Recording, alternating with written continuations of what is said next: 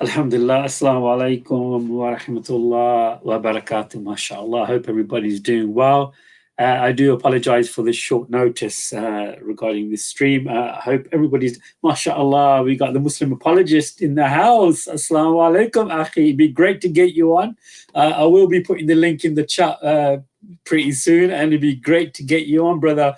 Hope you're doing well, brother. I've seen some of your new equipment for your podcasts and stuff. MashaAllah, very, very impressive. Alhamdulillah. Guys, you know what? I've actually got some good news. Remember we was talking about the fly tipping and stuff like that in my area. I definitely think somebody has been passing the information on from my podcast, which we did previously. And the rubbish has been taken. So yeah, it's good to notice that as I drove past today, all the fly tipping material has been taken away. So yeah, that's the mashallah power of social media. So I think some of the local councillors must have heard that Covff has done a stream regarding the local area, and then the items were taken away. Yeah, I have put the link in the chat. Feel free to jump on. Sister Salika, wa alaikum salam wa rahmatullah wa barakatuh. Nice to see you here. Sister Parina, nice to have you here all the way from America.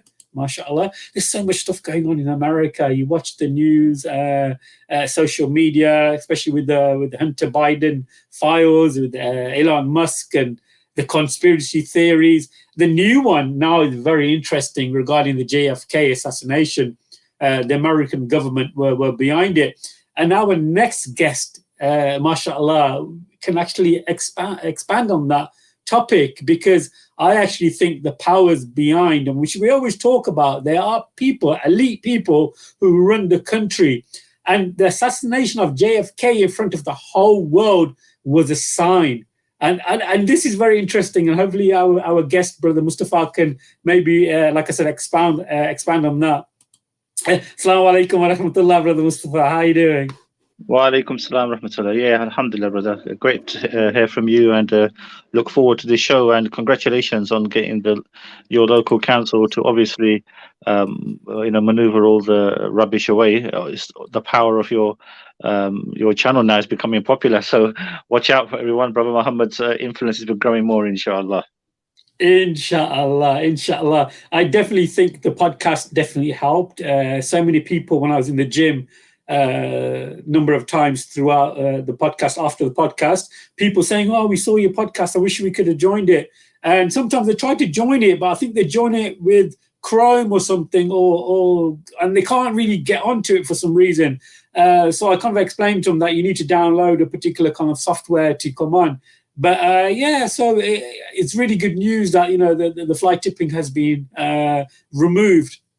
But brother, Akhi, I was really thinking about this issue regarding the JFK files, and they're supposed to be given out to the public so people can read what actually happened regarding the assassination. Have you read anything about that, brother, recently?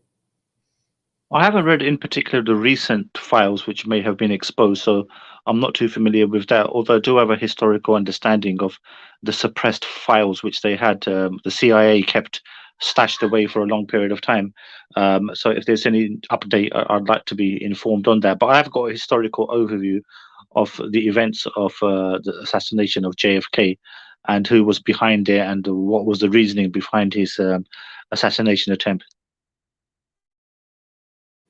Yeah, brother, the files are being released. Well, they should have been released because I think it's 60 years they've got to keep them into like a secret room, and they have to wait till majority of the people who were involved in the assassination have died. So really, they should be giving out the files to see what actually happened with JFK.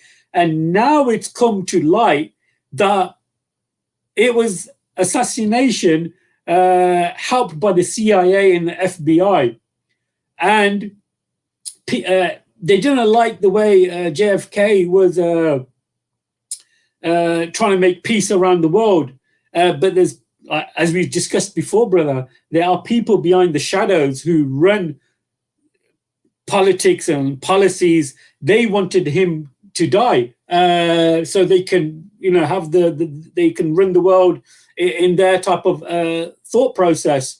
So what's basically happened is that some of the interviews that Oswald, the guy who kind of like they try to say that killed JFK, the assassination, the psychiatrist who interviewed him actually worked for the CIA, but nobody knew at that particular time when the news were reporting it. They were saying he's just like a normal, regular doctor, but he was actually working for the CIA.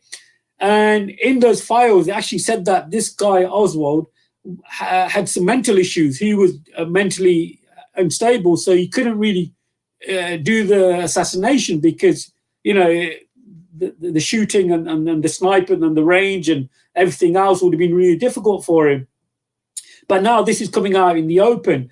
But I actually think the assassination of this well-known, well-loved president in America was a sign to everybody, because the media outlets were there watching him and then watching his assassination. I think that was a warning to other governments that if you are going to try to run the world in your thought process, we are going to take you out. I don't know.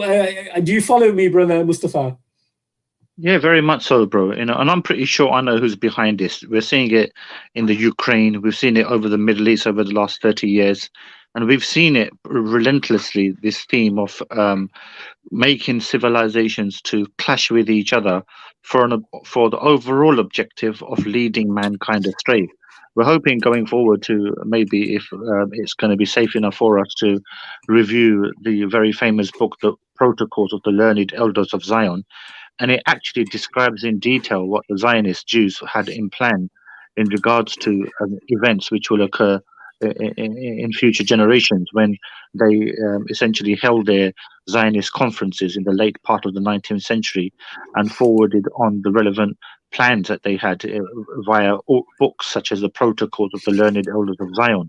It's a book which, in fact, cements exactly how they augment and empower governments. So what they basically do, because they want to lead mankind astray in every conceivable way, they have their agents, that's the best way to term them, the agents of the, if you want to call it, an anti-God system perpetuated by the Zionists. And they are in every type of institute, which includes politics, media, economics, judiciary. In every field of society, they've got their people who are implementing and proposing their particular plans. So they've now come to a stage now, in particular, where they've reached their zenith and they're able to do what they wish. And so, in the circumstance of, for example, JFK, who wanted to bring, as Brother Mohammed has made mention, a world of peace, he wanted to actually destroy racism in the 60s America, which at that time didn't suit the agenda of the relevant people in power, and he wanted to do many good things, including having a good relationship with Russia at the time. If people are unaware of that early period of the 1960s, when this particular assassination attempt took place against JFK, there was a standoff in November 1962 between the Americans and the Russians, where the world has never come to a nuclear war so close as it came at that particular time. It was referenced as the Bay of Pigs, in reference to some nuclear weapons which Russia were going to give to Cuba. And because Cuba is quite near to the United States, America found that unacceptable. So hence there was a standoff. So the Russians were going to ship these nukes to Cuba, who had become a communist state in 1959 with the overthrow of the corrupt government. And then Castro came into power, Fidel Castro. And he's the individual who was a communist as well. So there was an alliance, and the Russians thought that they would they would have nukes, positioned to protect Cuba against any attempts by the Americans to invade the country. But America did not find it acceptable that Russia would have such nukes at hand. So to just summarize things very, very carefully, so the world came on the edge of nuclear war. It's never come. Yeah. It's never been so close. We've seen it, the recent events in Ukraine, for example, where there's been some mentioning of nuclear weapons from Putin of Russia, and also some counter responses from NATO. But never before was the world so close to nuclear war as in '62.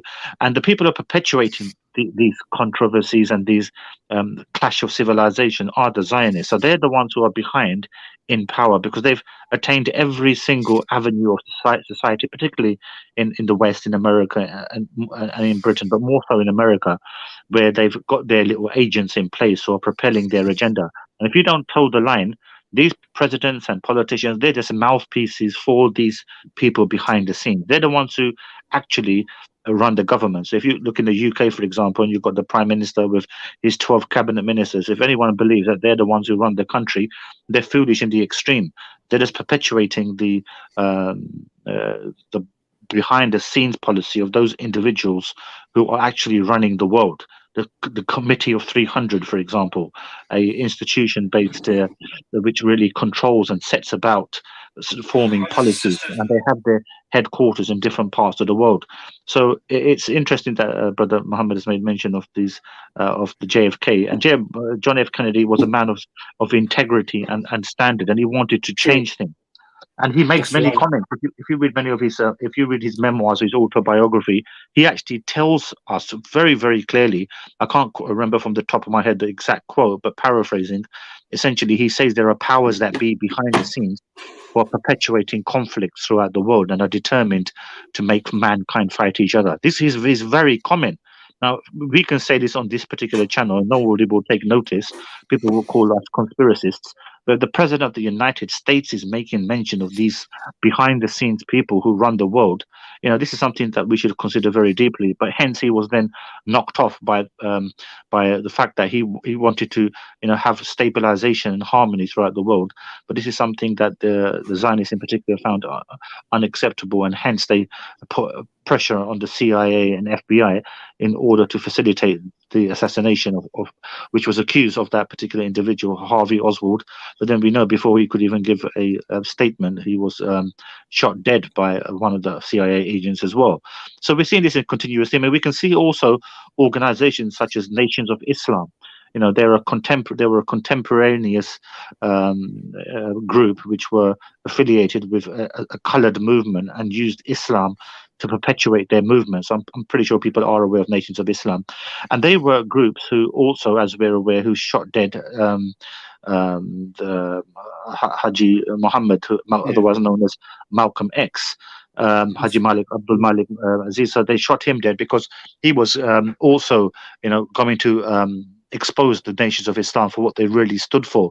But because they essentially were an organization which fed into the secret societies who want to make people go against each other, the Nations of Islam spread a purpose of, in fact, making the white indigenous white middle classes of America become fearful of black people. So it served the purpose of these groups to allow the Nations of Islam to thrive in particular. And hence, when once Malcolm X was aware of what their machinations and their devilish tricks were all about, and everybody knows his story when he returned from Hajj, and he was going to propel the orthodox true Islam to the public, this became intolerable.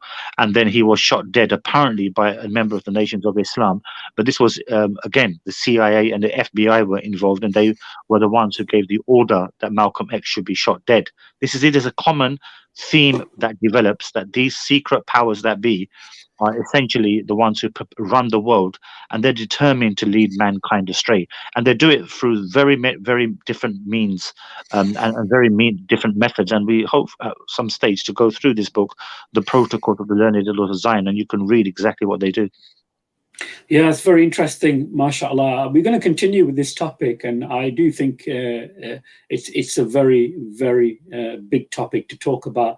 But we've got today, again, joining us here, the Muslim apologist, Assalamu alaikum wa rahmatullah, brother. How are you? Wa alaikum salam wa rahmatullah, brother. Yeah. How are you? How's family? How's everything? I'm good. Yeah. Yeah. So, here's my son. Assalamu alaikum. Yeah. Say hello to uncle. Assalamu alaikum. Yeah, Hi, so, you're right. yeah. MashaAllah. Yeah, How that's are my you, son brother? over How's here. everything? Alhamdulillah, everything is great. And well, I think you have noticed that I haven't been updating my channel. That's because I'm actually moving stuff to my studio, which is like behind this housing area that I'm staying at right now. So I expect things to start recording, or I'll start. You start seeing me more often once the studio is ready. That should be in Q1 2023, which is just a few weeks away. Anyway. Next week, actually, right? So I think by the end of January or February, you'll see me, with the new background, new setup, and everything. Yeah, mashallah. Looking forward to that. Make sure you invite me, brother, and I can come on and give you some information. You know what I find very interesting, brother? You know, our brother Andrew Tate. He was recently on Piers Morgan for the second time, uncensored, and this time actually Piers Morgan actually agreed with what Andrew Tate was saying. Have you seen that interview? I haven't watched the second interview, to be honest. I've watched the first one. The first one was a bit. I think Piers Morgan was a bit belligerent, right? He was a bit more, anti-Tate, right? But I've heard positive things from the second one. I should watch it, but because I've been busy with work and also with preparing the studio, that is why I've taken kind of a backseat from the events on YouTube. So it's interesting.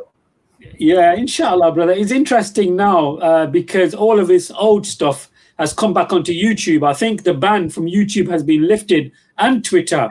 It's too popular to be unbanned. It's too popular. Yeah, very, very much so, brother. Mashallah. I hope you can stay with us, brother. Stay on the panel. It'll be great. I enjoy your company. Sure. Alhamdulillah. Brother Mustafa, have you seen the second interview with Andrew Tate and Piers Morgan? Yeah, I was able to. I mean, I didn't see it in detail, but I was able to flick through it. So I'd have seen the rather more conciliatory approach of Piers Morgan to Andrew Tate. So, I think, the more he realized and the more Andrew Tate was able to cover up, or not cover up, rather to push aside the misconceptions that Piers Morgan had. I think they were able to build a bond, and like the brother said, that they were able to agree on several points in regards to lots of the points that Tate made. So yeah, that was quite a progressive meeting. Yeah, it's very interesting. Recently, I've noticed on YouTube now and on Twitter, a lot of his content is put out there. And it's probably old stuff. I'm assuming it's some of the stuff that, especially his Christmas message, was so funny. It was like a year ago or so. So I do find him quite comical, mashallah. But the message, I think people can relate to.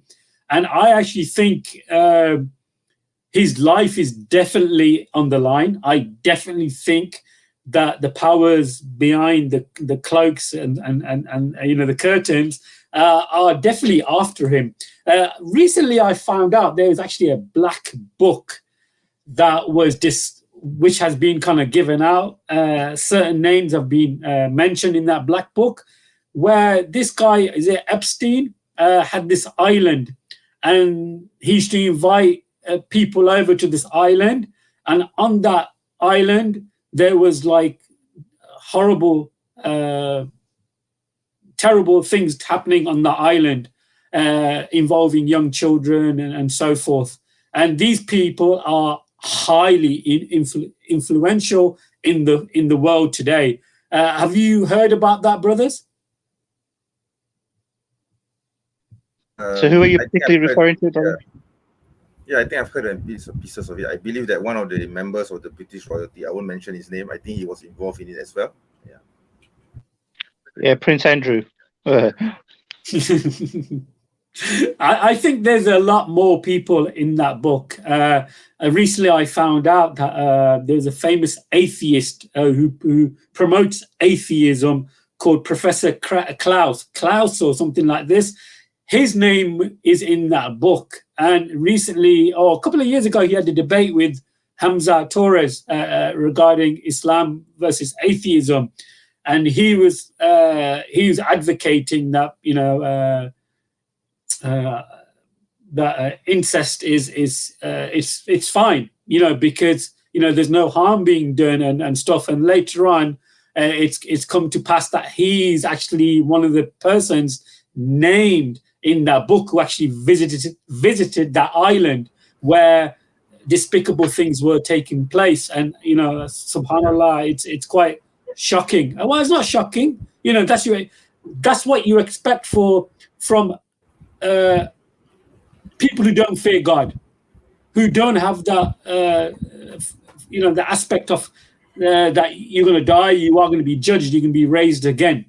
So I think in that book there are many names to come out, and the media, who are another tool of these so-called elite people, is kind of like you know, informed or told that, you know, this is the narrative that you've got to say, or divert the news onto something else, so the people or the population will not think and question what's actually really happening. But yeah, nevertheless, guys, I've actually realized, reading some stuff regarding the Ukraine war. The Ukraine war is, brothers and sisters, you've got to understand that the Ukraine war, the Biden family is highly, highly financially involved in the Ukraine war as a business. I'm not on about political side of it. I'm on about the business side of it. I don't know if the brothers and sisters are aware of that, because the Boris Johnson, he actually put an end before the war was going to take place, or the conflict was going to take place. The Ukraine army and the Ukraine army, the Russian army, and some of the European countries actually sat down and we're going to hold like peace talks. But Boris Johnson, the muppet that he is, the idiot fool he is, he got involved to say don't negotiate with Russia, and he was told by Joe Biden to do that. You know, and it just goes to show the hypocrisy of this so-called Western countries. Brothers, I know it's a big topic and I do apologize. What's your take on that? Have you heard anything on that?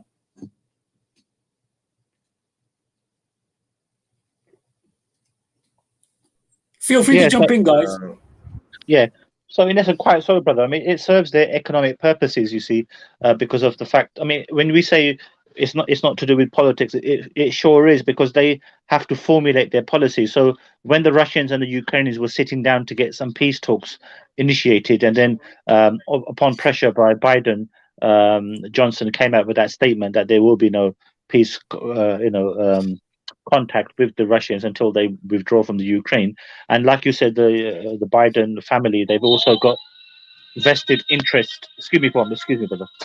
It's fine. MashaAllah, nice to hear the adhan, eh? MashaAllah. Yes, it's beautiful, the Islamic call to prayer. The Muslim apologist is in the house, and every time I see him, MashaAllah, it feels like he lives next door to me, because I really like this brother a lot. MashaAllah. Muslim apologist, so I'm really looking forward to your new studio. I've actually ordered some stuff I'm thinking about, putting some lighting in and, upgrading slightly. But here in the UK, we had the ambulance service on strike. We had the doctors and nurses going on strike. We had the postal service going on strike. Everybody's going on strike.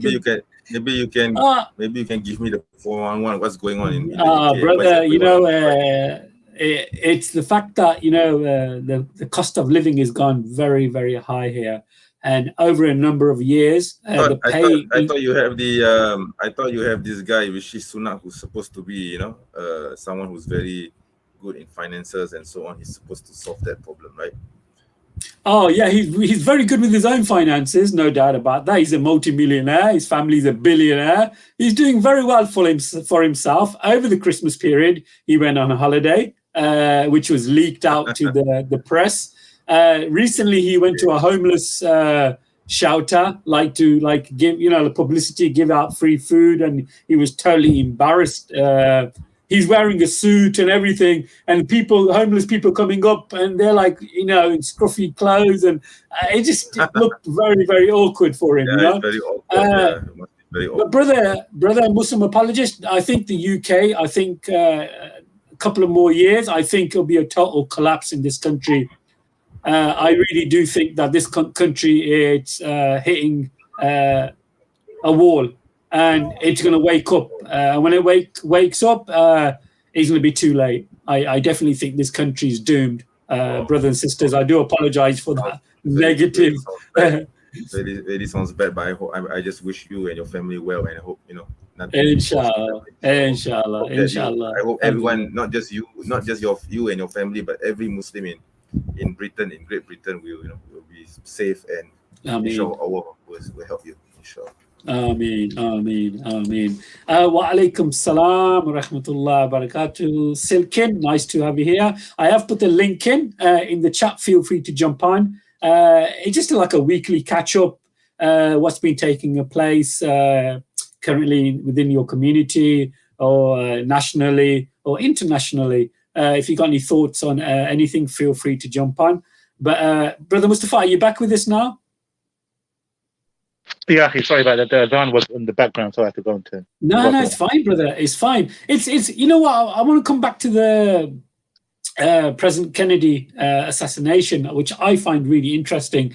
And of course, it happened on the 21st of November. And the 21st, I don't believe in birthdays. I don't celebrate birthdays. But it actually happened on the 21st of November, which is actually my birthday, guys. But it happened in 1963, so it happened before I was born. But anyway, it happened on the 21st of November. And he was with his wife in the vehicle. And it was a massive media day. And I actually think his assassination was,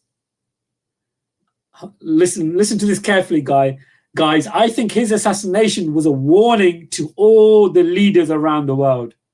If you do not play by our game, we'll take you out. And that was a third strike for him, as Andrew Tate says, and Elon Musk says, and many other people who are willing to stand up against these so-called elite individuals.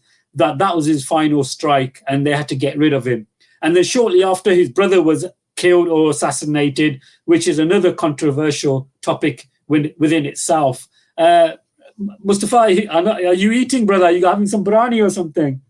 No, bro. No, I'm fine. I can talk to you. I'm ready when you are. Yeah, go ahead. What would you like to ask, bro? I was just saying that I think his assassination was a message to all the leaders around the world that if you go against our narrative, we'll take you out.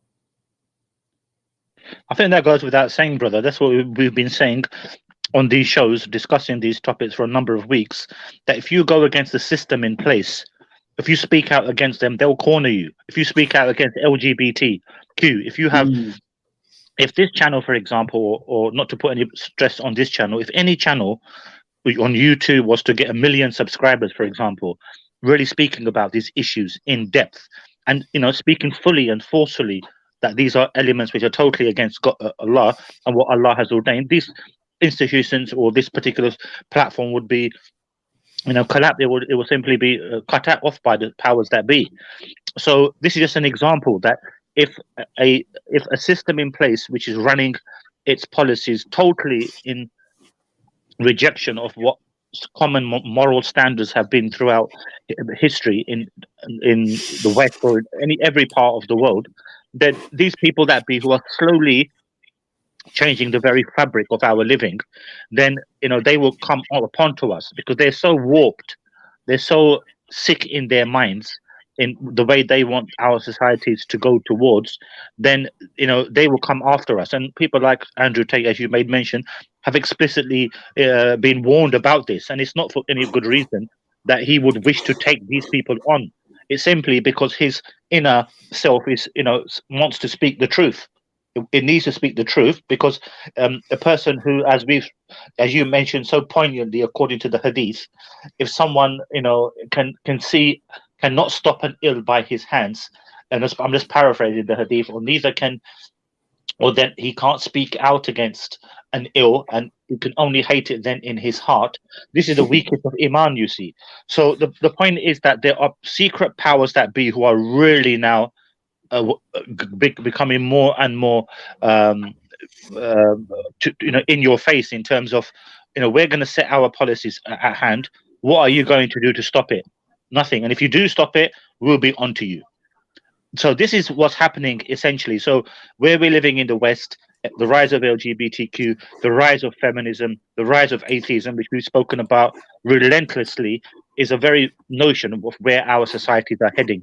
Societies which will be unimagined in, say, 30, 40 years' time. So this is where this will affect each and every one of us. And hence, these secret societies, they've encroached, they've got different moral values which are totally alien to the majority of people, but because they've got the power, the influence, the very notion of strength, then they're going to propel that forward. And I'll just giving you an example. We're living in a period of history unlike any other period in history, where the very, very rise and very, very the very, very change of our societies is going to become beyond recognition. Who would have thought in the UK, in London or in Coventry, brother, where you are, that the average Englishman, who was white, ordinary Englishman, his country, as they would put it in quotes, will be taken over by people of different color. You go into London now, for example, you don't see any English people's faces in very, very many areas, not just one or two areas. So in 30, 40 years' time, our own moral standards will have declined as well. It will be, as we've discussed on previous shows, where you will have, two mothers picking up their daughter from school. They don't have a father due to surrogacy. Or you'll have two fathers picking up their son from school. Again, a complete change of the normality of what God has revealed. So that's the next step. And they are the ones who have now, they're in power. So I would blatantly mention a name, someone like Michael Gove, a very prominent minister in the UK government. He's a big perpetuator of this. He's in senior positions in the Tory government. He has been over the last 25, 30 years. As I mentioned in previous shows, the most influential British politician of the last 30 years since Margaret Thatcher.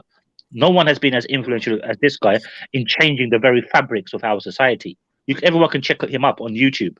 So, for example, if this show, for example, has 1 million or 2 million hits, and it gets the attention of the public or of the authorities, they will clamp down on us simply for speaking the truth.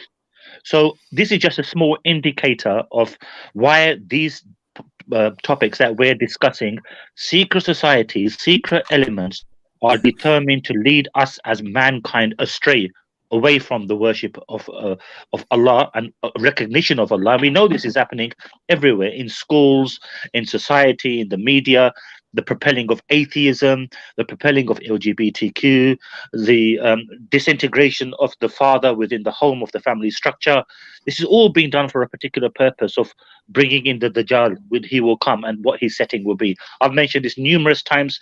A tremendous study has been done into this, looking at Islamic eschatology, Christian eschatology, and people who are Muslims and Christians, they really need to understand what we're saying, that the powers that be are those behind the scenes who use their governments as puppets or mouthpieces for the policies that they want to perpetuate.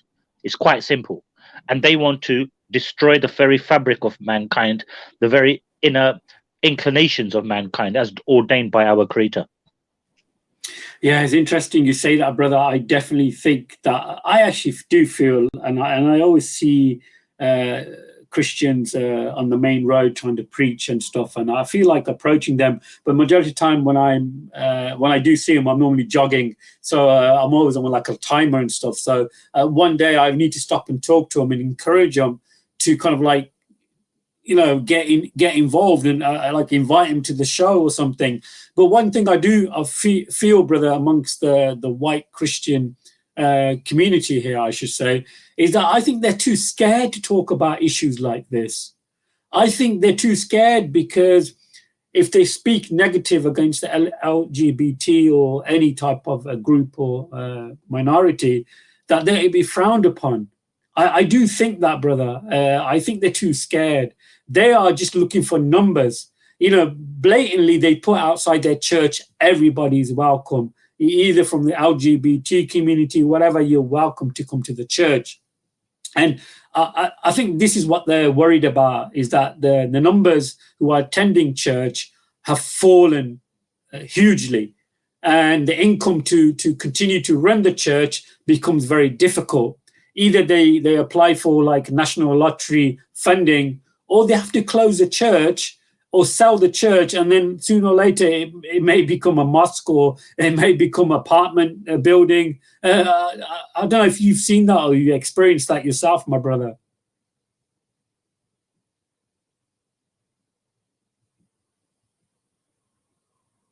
Brother Mustafa, did you hear what I said? For example, they're just like yes, brother, can you hear me? Yeah, I can hear you now. Can you hear me, Akhi? Yeah, I can hear you nice and loud. Yeah, sorry, I'm just saying, yeah, alhamdulillah, I just concur with what you're saying, brother. I mean, I'm the one who mentioned this to you. In effect, in London, the churches are just like decaying, archaic museums. Nobody goes there. It's totally non-existent in terms of their community work or people attending the church for whatever particular purpose. This is totally gone now. And this is because of the very fact that when we're having institutions such as the church, which is supposed to uphold the moral structure of the society, that's disintegrated due to the fact that the Dajjal system has infiltrated.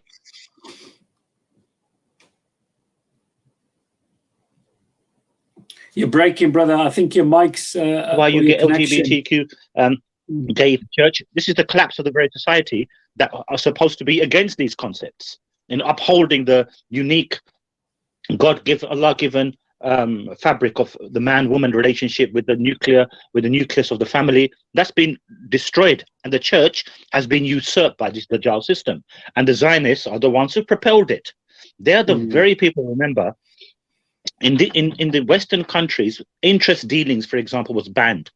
In England, in France, in all these countries, you could not deal with interest.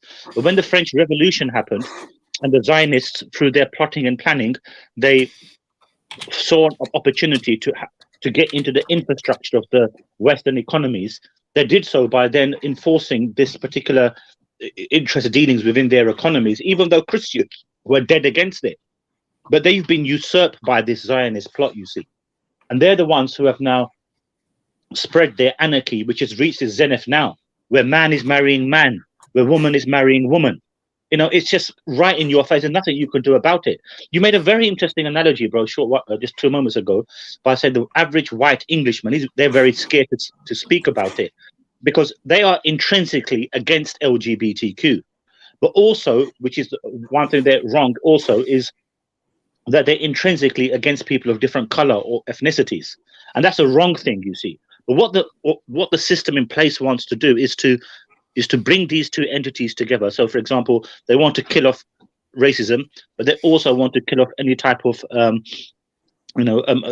points of view against LGBTQ. So they can formulate this new system, this new world order that they want people to live in, so inclusive of all, which will then spiral a liberal facet in society, which will become essentially contrary to what God has revealed. So these white English, for example, Christians, as an example, they'd be very keen to speak about these particular issues. And I think you should make every effort to invite them on. We got our friend Repent of the Trinity, who regularly comes on to these shows and makes a point of coming on. I've seen the one message he's left in which he stated, he just said hi to us on the chat before he goes to work. So obviously he's very much at the same time, brother Mustafa, we can I don't mind approaching them, but I actually do feel you have a type of Christian Zionism where the Christians are supporting the Zionist cause. I don't know if you're aware of that, brothers. They are, and sisters, I don't know if you know that there are some Christian denominations actually promote Zionism because they feel that the Jewish people, it's their right, the biblical, it's the homeland of Israel. And they use verses from the Old Testament to kind of like promote that. So there are some groups within Christianity that actually promote Zionism. And I don't know if you've come across that, brother. Absolutely, brother. I mean, that's very common as well. And the main reason for that is Christian fundamentalists, Zionists, who you made mention.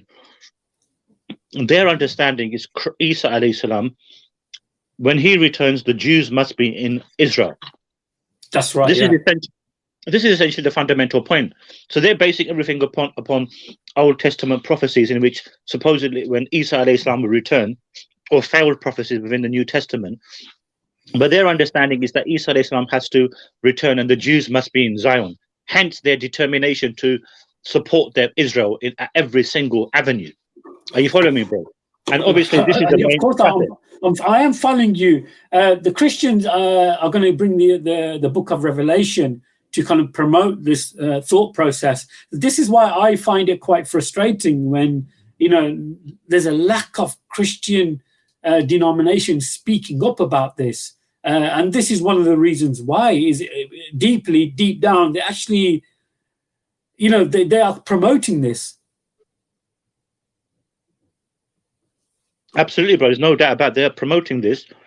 It's because, what have I said to you, that this anti-God system has infiltrated the church.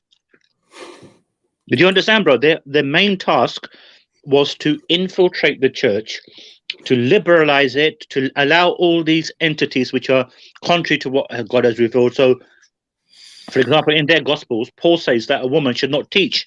But who have we got in the churches now? Who are the main pastors and the main vicars? Women are. I tell you, brother, but this is a problem. Every time I see these Christian groups standing and giving out pamphlets, there's always two women. There's always two women. I can go to the city centre, and I noticed it myself. Like in every spot, there's two women. And then when I run past the city centre and run into my own area, there are women standing and giving out, Christian pamphlets and stuff. So I do want to approach them, but at the same time, I'm running and I'm on timer. But then I'm thinking, how can I discuss with them when clearly they're going against their own scripture, where women are not allowed to speak up and teach in public? So I don't understand where their thought process is. Yes, such has been the pressure upon them, you see, as a result of this wave of this Zionist pressure upon the system, because they're in positions of dominance and authority, and they're determined to make mankind go against Allah. So hence, even Christians who will be very fearful, very fearful of being accused of being, anti-LGBTQ, or being accused of being racist, or whatever the case may be.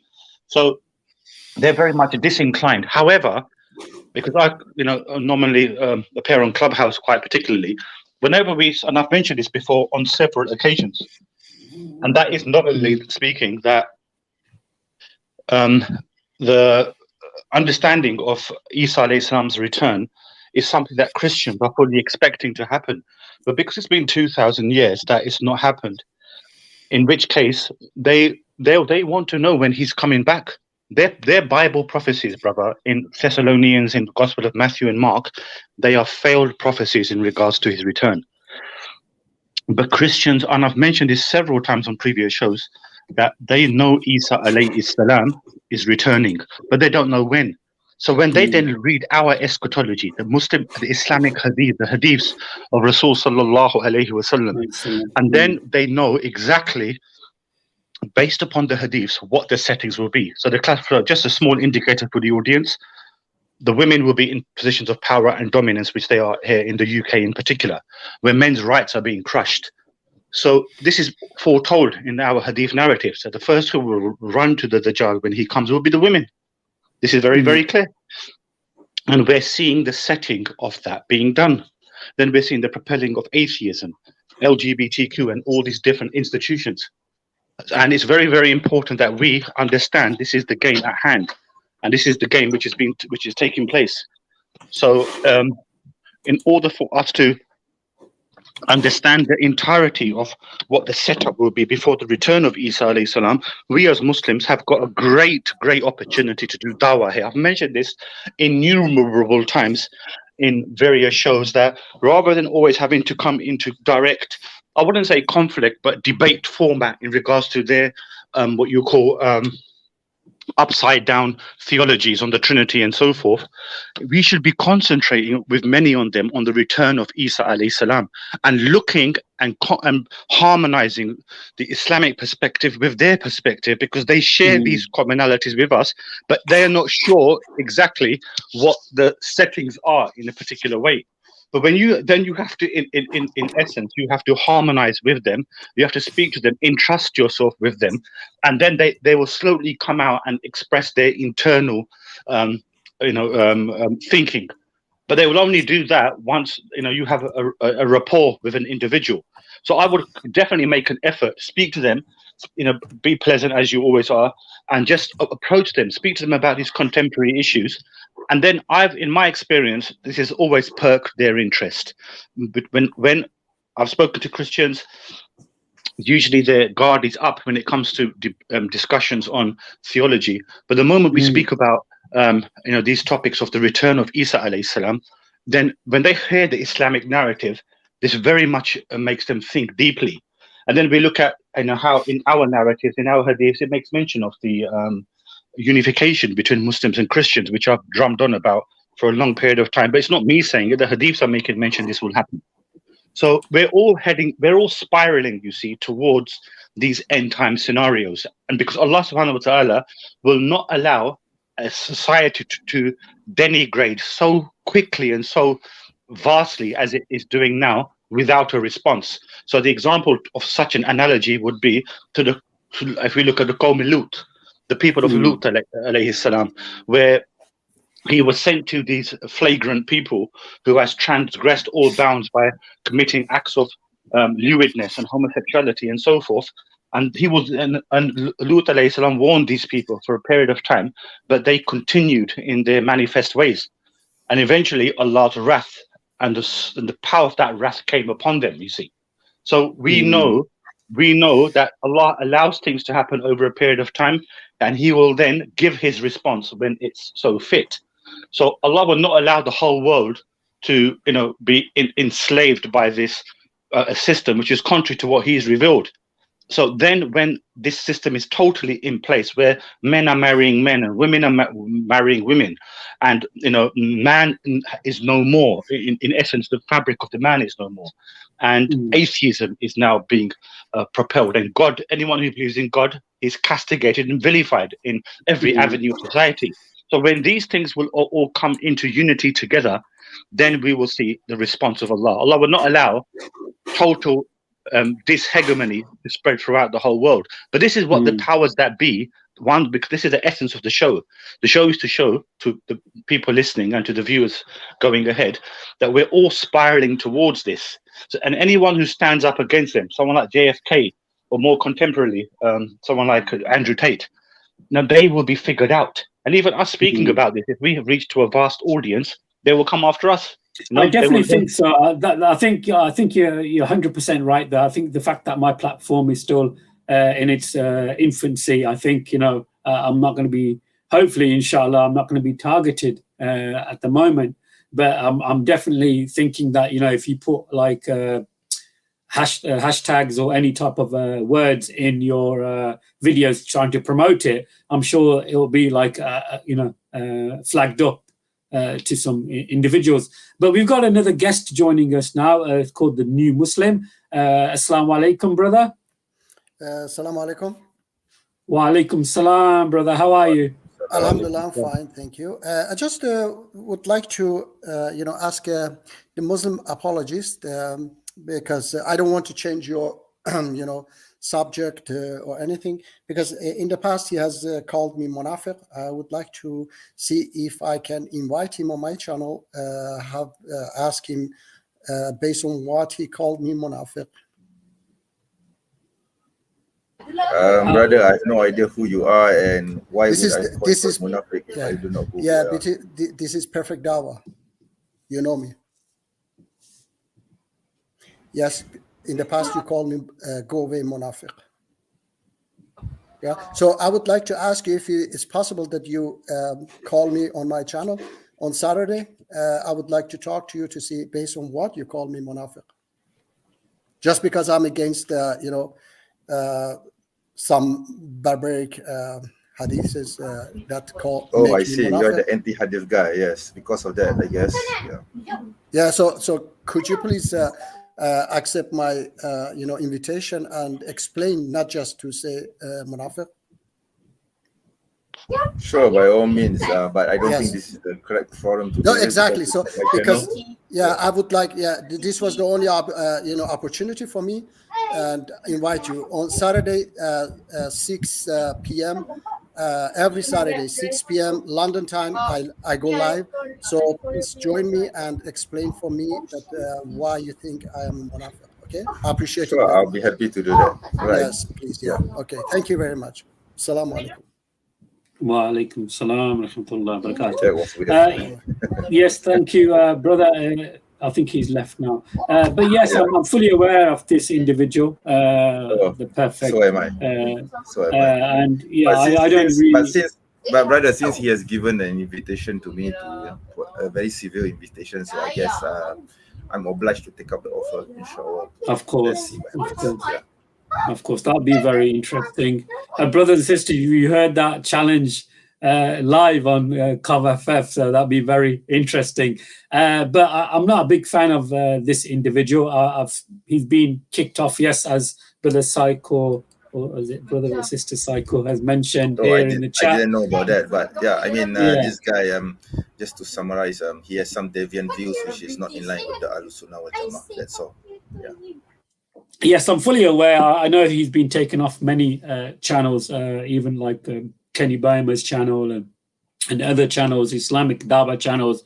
Even I think Dawa Wise have kind of like mentioned to him that some of his beliefs are really not correct. But guys, I just want to kind of change the tone a bit. And I was watching, and I've watched this movie many times called Kingdom of Heaven. I don't know if you brothers and sisters have heard of the movie Kingdom of Heaven. It's probably about 2 to 3 hours long. Yeah, I watched it before. It was very nice. Yeah. What was his name? What was the guy's name? He was very famous. I only remember him from his role as Legolas in the Lord of the Rings, but I don't remember. Oh yeah, no, sorry. He not Lord of the Rings. Sorry, not Lord of the Rings. Pirate of the Caribbean, right? Oh God, you got me now, brother. I can see his face, but I forgot. Johnny, not Johnny. No, that's not. I don't remember Johnny. His name. I'm sorry. No. Well, brothers and sisters, if you can remember the main character from Kingdom of Heaven, without googling it, please put it in the chat. It's a very good movie, and Orlando Bloom. That's yes, Orlando Bloom. Yeah, that's the guy. Right. Yes. Very interesting movie, brothers and sisters. But there is some clips in it which is not appropriate for young children. But it's the story behind it is very, very interesting. And I was actually doing some research regarding the Crusades, because what I normally do when I watch a movie or something that's going to benefit me, is that I like to read up about it. And it's interesting because in the 12th of December in 1098, it's called the Siege of Mara, which is in Syria. This is the first crusade that took place when the Christian armies went into the Muslim land and massacred 20,000 Muslims.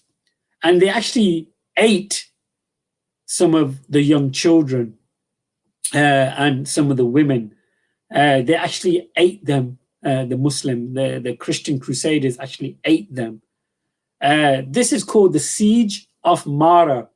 I definitely recommend the brothers and sisters to Google it and learn from it, because they took that from the Pope, that it was permissible for them to do that. And where did the Pope get it from? He got it from the Old Testament. So I definitely recommend the brothers and sisters to do some research, and it's quite disturbing. I don't know if you brothers on the panel have heard that before.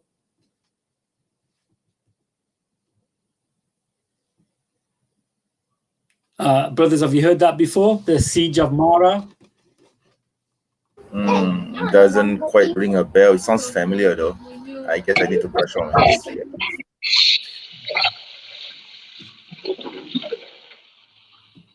Yeah, I'll definitely recommend the brothers and sisters to if they can watch the movie Kingdom of Heaven, watch the movie. It starts off pretty slow, but it's very, very interesting. But yeah, the siege of Mara is very, very interesting. It took place in the year 1098, where the Muslims actually surrendered where they were living, or the city or the castle, and they had a treaty with the Christians saying that the Christians will not harm them. But what actually happened was totally the opposite, whereas the Muslim Crusaders slaughtered 20,000 Muslims, 20,000 Muslims, and ate some of the children. Subhanallah. They actually, I don't want to go into too much detail, brother and sister, because it's quite disturbing. The Crusaders boiled the adults in pots and roasted the children on spitfires. So think about this, brothers and sisters. These so-called Christian soldiers, and it disturbs me, brothers and sisters, and I'm sure it disturbs everybody, that when we were young, and sometimes even in football matches, they sing that these Christian soldiers are marching on and so forth and so forth. I don't know if you, especially if you're living in the UK, you probably have heard it before. And they sing it in they sing it in football matches and all. Or when the Saints go further on, I don't know, they changed it to the Saints, when the Saints go marching on. I don't know if that's in regards to Southampton Football Club. They've got this chant which says, as you made mention, brother, that this is what they say. But even more significant, recently, I'm not sure if you're aware, in Qatar, an English soccer fan tried to dressed up in a crusade uniform or costume, was denied entry into to watch a football match featuring England because of the historical context of the brutality and the savagery unseen in human history by the Christian crusaders, as you've made mention in the siege of Mara, where babies were bounced off the walls. And, literally, can you imagine? I mean, these are very graphic points I'm going to raise. So, there's a express warning in advance. And the babies were literally bounced off walls, but they were thrown headlong. Such is the vicious nature of the Christian crusaders, which their own contemporary Western academics admit. And these are Christians, that this was the brutality of the time in which, in 1099, when the first crusade took place. So such has been, the barbarism and the brutality of these acts which took place historically, and the overtones remain. It's not, for example, here in England we've got the St. George's flag as well, which emblems and marks these particular aspects of crusade and glorifies the crusades as well. So this animosity between Christians in particular of a very hard nature and Islam has been quite historical. We've seen in imagery of that film, The Kingdom of Heaven, in which the armies would clash with each other, and the Christians would have carry their crucifix, because there was an absolute certainty on their part that Islam was a perversion of true Christianity. So and they would carry their crosses, and battles would ensue, where fights would take place between Muslims and Christians, as we've seen from the film. But we've seen the way our leaders and our contemporary people, such as Salahuddin al-Ayyubi, how he conducted himself. Rahimullah, when he conducted himself in these affairs, and being very different from the brutal occupation when he then retook Jerusalem from the Christians. And they were spared. They were even taken to a place of security. The people who wanted to remain, their security was guaranteed. It was it was chivalrous to the to an extreme extent. And Christian academics and Western historians have, if people noticed, this is one figure, Salahuddin al-Ayyubi, who has always been spoken with much reverence and respect by Western academics. Such was his methodology, and obviously he got that from the time of Rasul Sallallahu Alaihi Wasallam. And Rasul Sallallahu Alaihi Wasallam was the best of examples, along with the Sahaba. When Umar radiallahu anh took Jerusalem, we all know the story, just as a reminder, as to when he came via camel, when he got news that Jerusalem was taken, that he took his one servant along with him. And he went all that vast distance from Mecca onto Jerusalem with a camel, with that single servant with him. And they were taking it in turns to ride on the camel's back for their trip, which is roughly, you would approximate 750, 800-mile trip. So when it was the turn of one of the turns of the servant to take his turn to ride, they had at this time entered Jerusalem. And when they entered Jerusalem and people recognized them, that these were the individuals from a distance, when they approached and the Christian entourage was at hand, where the Muslim army was also at place, they were stunned to see that there is there is a servant type figure who's on the back of a camel, and a person is walking with him. So when they saw this, they were absolutely shocked as to, is this the Amir al-Mu'minin? And when they found out that, it was his turn to actually, walk, and this is when they entered Jerusalem, they were stunned at the humbleness and the integrity of the Muslim. But this is where people such as Salahuddin al-Ayyubi, rahimullah, he took these people as an example. So so this common notion that Islam was spread by the sword, by roughneck Arabs, this is totally misconstrued history. We've seen it in British film industry, for example, where in the Carry On films, brother. I'm sure you, my brother Mohammed, you being of a particular age, would see how the Arabs would be vilified as demonic savages, and fighting against the polite and the people who had a bit of savvy about them, i.e. the Europeans. So we've seen this as a common method in which the Islamic characters have been portrayed through history. But it just gives an indicator that, and we don't have to look back any further than the recent events in Yugoslavia, 35 years ago, in which the state of Yugoslavia was torn apart, and the Muslims who were butchered by the Serbs, That's and right. what happened at Srebrenica, the massacre of 5,000 Muslims, women, men, children, all killed, raped, and dug, graves. They were thrown into pits, 5,000 in one day. I mean, this is the most abhorrent scene through history. So, we don't have to go back any further to see the way these Serbs who are using the flag of Christianity have brutalized people through history. It's very powerful you say that. I think this is one of the reasons the World Cup has affected so many people. I think people who weren't practicing the faith of Islam have actually kind of, God willing, inshallah, have been slightly rattled a bit regarding the Islamic world and how the European world treated and still treats the Muslims and the Arabs as backward people. But the country now, that Qatar has been voted as one of the best World Cup tournaments. Qatar has been voted one of the best World Cups so far, meaning the way it was run, the way it was handled, the way everything went, in place, and how everything was planned and so forth. Qatar has actually been given like the status of the best World Cup so far, and I'm sure this is hated by the West. And as we know, brothers and sisters in the audience, that every day the media was portraying Qatar as some kind of savage, backward country and society. What's your take on that, guys? Yeah, bro, there's no doubt about that whatsoever as well. They were seen in this and being vilified in this way, and the whole objective was just to demonize Islam. However, even the FIFA president, Infantino, he said in fact it's not one of the best cups, it's the best World Cup ever having ever taken place. And the fact that there was no arrests related to hooliganism or drunken disorderly behavior, it really stunned the world, you see. It stunned the world that there was none of these reports of this retarded type of behavior which has historically taken place at other World Cups, in particular in regards to the England football hooligans who attended previous World Cups.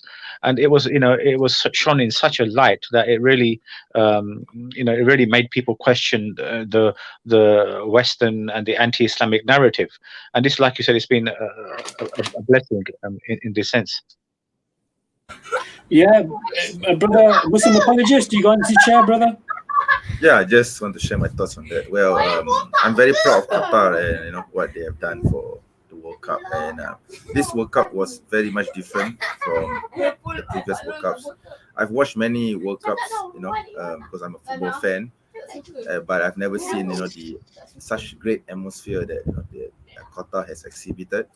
I did notice though that the Western media didn't really try to promote this World Cup, but overall on social media especially, it was a success. And I think it was a win, especially for Islam, because I've seen some videos of non-Muslims coming to the mosque in Qatar and actually wanting to learn about Islam. And there was this one family from, I think it was from Brazil or Argentina, I don't remember. They actually went to the mosque and they one whole family, okay, they actually took their shahada. It was amazing to see this. Okay, so yeah, it's a win for Qatar and it's a win for Islam. Yeah, it's very, very much so. What Brother Mustafa hit upon, it kind of like struck a kind of chord with me, where regarding our I forgot the name now, Salahuddin Rahimullah, the way he acted when he went into Jerusalem, and again how the Khulafa Rashidin also did the same thing, making peace and not harming the civilians. But then of course that was taken from the Prophet Sallallahu Alaihi Wasallam when Mecca was conquered. When the Prophet was on the camel, he was humble. He wasn't like, boastful that they, and so forth. And it's very interesting that how Salahuddin entered Jerusalem was the same way the Prophet entered Mecca, and the treaty was given. No people were harmed. Now imagine this: if the Crusaders had done this type of action, there will be bloodshed.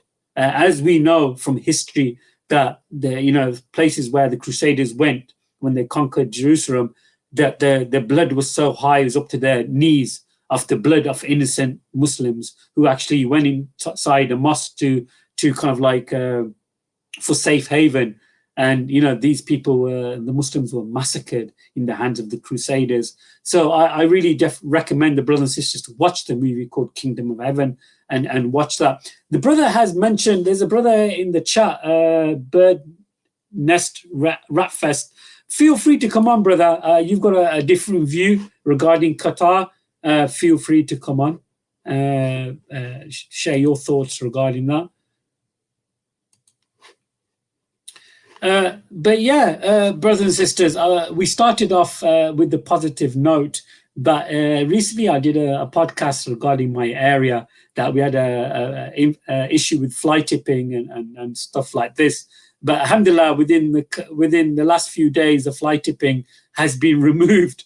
So I think thanks to you guys and the podcast, some people took notice of the fly tipping, and it was reported. And it has been taken away. So alhamdulillah, guys, I really appreciate your support on that podcast that I did.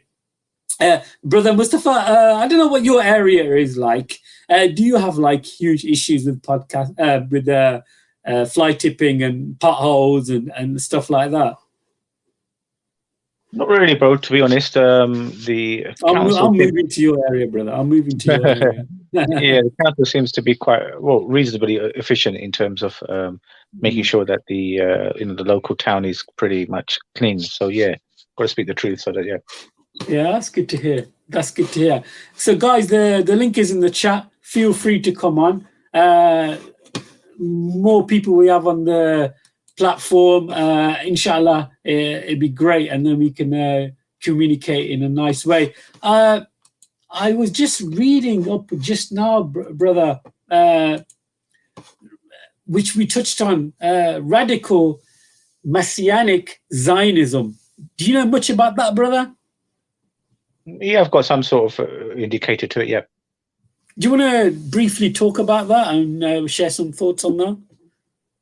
Yeah, so in essence, these are essentially Jews who've accepted Christ, I mean, for want of a long explanation. And they are pretty much enamored with the Christian Zionist movement as well.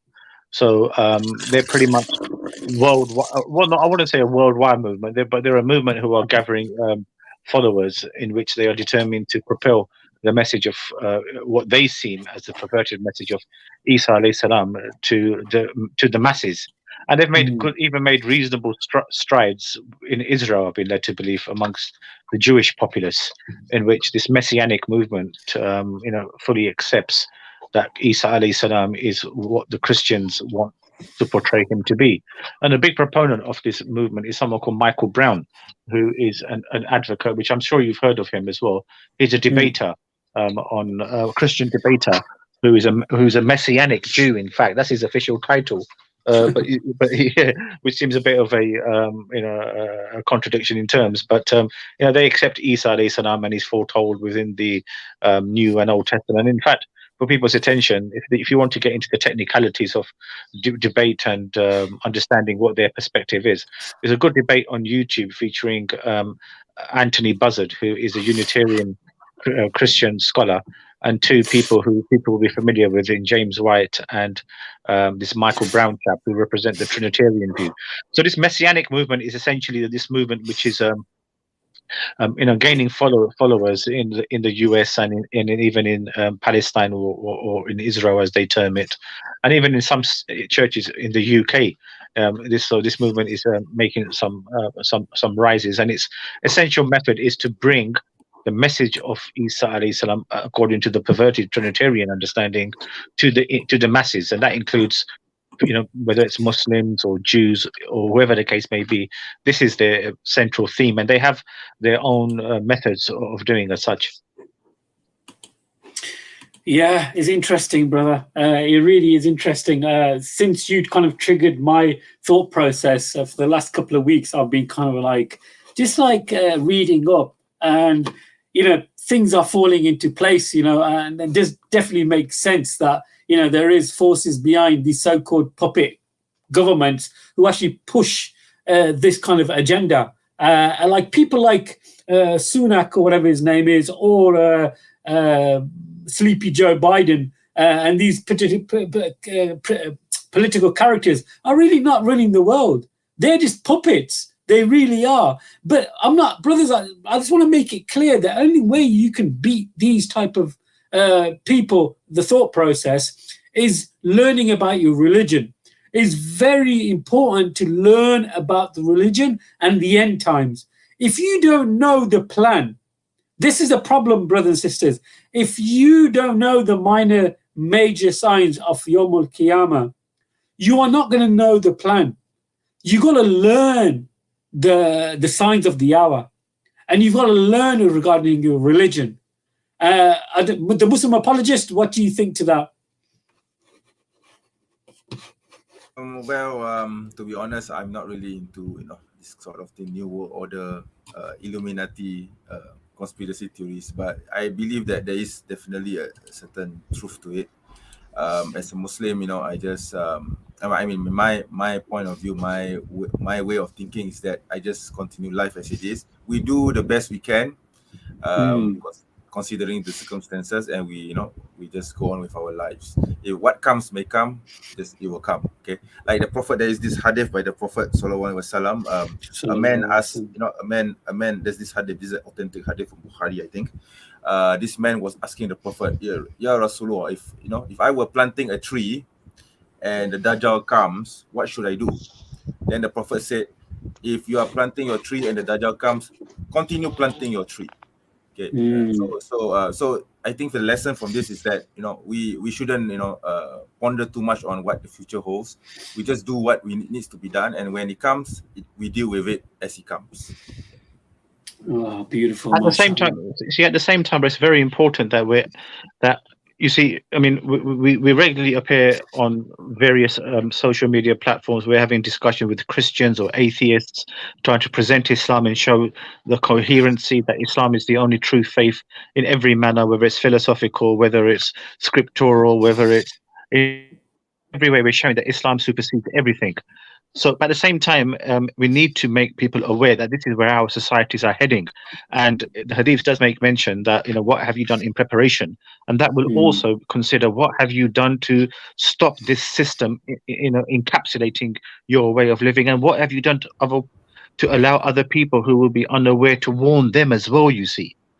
To warn them. Like me and Brother Mohammed are very passionate about this particular topic, as you can see, and it's very important for us to really. And brother, I would strongly suggest that when you do have perhaps discussions on your channel, that you do investigate the eschatology, because it will be a method in which you can unify Christians as well. In previous shows I've made mention, this is a great advocacy in terms of bringing them on board as well, and for the reasons that are stated within there. And this will be a great platform for you to do dawah, where you can bring them on board in terms of this commonality we have of the return of Isa alayhi salam, and how the system is being propelled towards that. Hence, we have a unification with them, and then you can slowly, speak about their theological matters, which is another tack to use when you're giving them dawah. Yes, of course. I don't deny that we need to know eschatology, and we need to be prepared for it when it comes. Okay. All I'm saying that is, if it comes, it will come. That's all. And we just do whatever the best we can in our situation now. That's all. I'm not saying that we should ignore this. Of course, there is definitely a grand plan. Okay. I don't know what the plan is. Okay, but we deal with it as it comes. That's all. But I'm not saying that we should ignore it. Of course, I'm not saying that at all. Alhamdulillah. We've got some new panelists joining us. We've got our brother, the friendly Muslim, mashallah, the notorious friendly Muslim, also known as the handler. And also, I heard another name, it's like a rapper's name or something. But yeah, this brother was on a podcast last night on EA Dawah with Brother Khalil. And this Christian guy was trying to explain the Trinity. He tried to explain the Trinity before, and I think it took him about 3-4 hours, and still no one understood the Trinity. I actually put in the comment that you need a degree to understand the Trinity, and this Christian actually agreed. He actually said, yes, you need a degree to understand the Trinity. Assalamu alaikum, brother. Friendly Muslim. Walaikum, brother. Yeah, no, we had it gets more complex, more dissected, and more complicated over and over again. Brother 187A is here as well. Oh, and he went. Oh, he said his connection's bad. Yeah, in the private chat, he said his connection's bad. I understand he's just got married, I think. Oh, mashallah. Mabruk. Congratulations. Mashallah, brother, and may Allah bless you and your new bride and your family. And I think he's in Pakistan at the moment, possibly.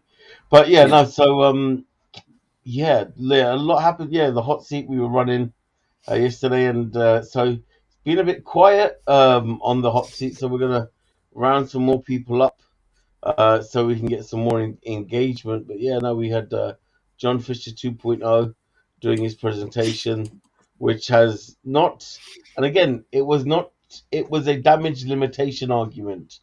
Basically, it was not that you could not defeat the Trinity. It was so that there was less damage that could be done to the doctrine. So he's a party of one at the moment. So he's trying to explain his philosophy. And yes, there was a presentation that was needed, and we still are befuddled after that presentation. So yeah, so just wanted to pop in, give my salams. The handler is back. Friendly Muslim is back. Wheezy. Wheezy, that's it, Wheezy. He's no longer Wheezy at the moment, so that he's gone back. So we had to be back onto the Friendly Muslim. Another nickname floating around the internet or TikTok is Friendly Muslim, the friendly guy, brother. MashaAllah. Me and Samoan Muslim, that's another brother that we've been speaking to, will be coming up on the YouTube. So yeah, we've been doing a lot of work with some of the brothers on TikTok. There's a lot of good work that's been going on TikTok, but we're bringing them onto YouTube. There's too much censorship, too much red flags going on for no reason, too many appeals. Yeah, tell us something about TikTok. That a lot of the Muslim brothers who are doing dawah on TikTok, they seem to get blocked really quickly, or like what's the situation? Is it like, can you say like, is it just like people can just make random complaints about you, or they have to be legit complaints? You could be right now on a panel up on there. Someone makes a complaint and you'll be removed, basically, and then you'll have to be thinking.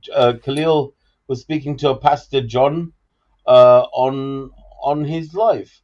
All of a sudden, the guy disappears, and he's like, "Yeah, I've received a removal." So that was that. So yeah, TikTok isn't great. There's some good work that goes on there. There is an audience on there, but I think the key is driving them onto YouTube, and getting them onto the YouTube panel. To be honest, brother, I never could understand how TikTok works. I've tried to do some videos on TikTok, but it doesn't seem to take off.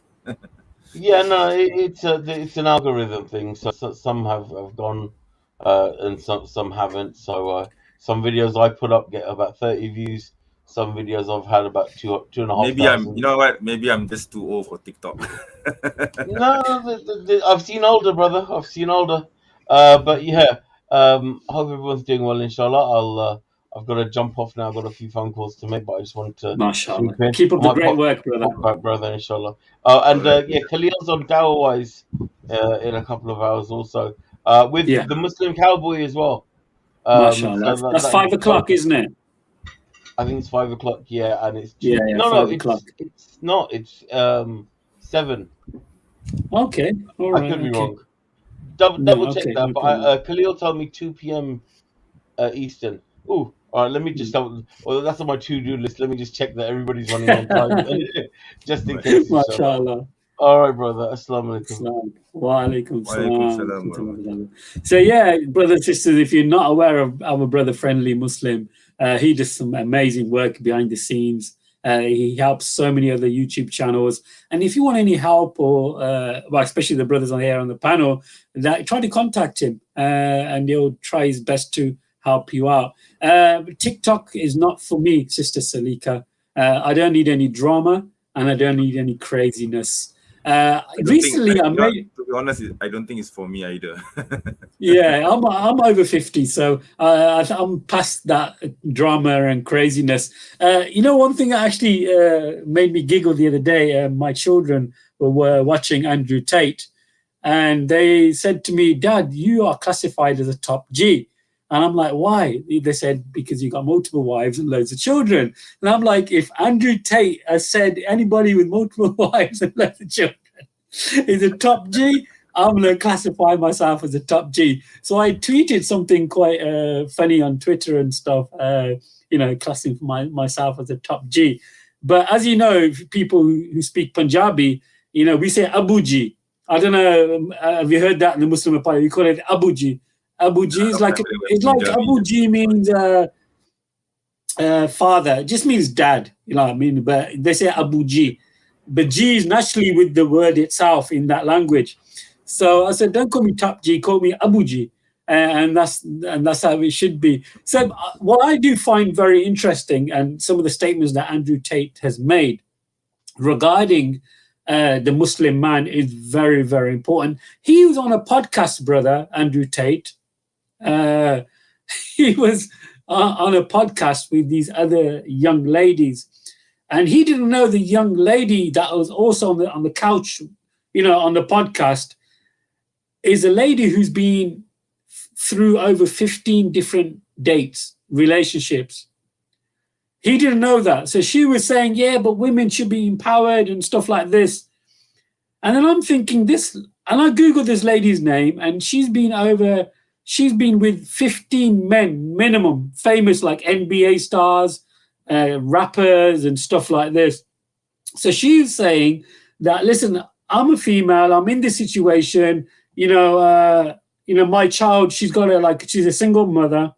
My child needs $50,000 a month to be looked after and stuff. And, the men are not looking after me and so forth. And Andrew Tate was saying, but this is a problem with the society, is that the women offer themselves too quickly.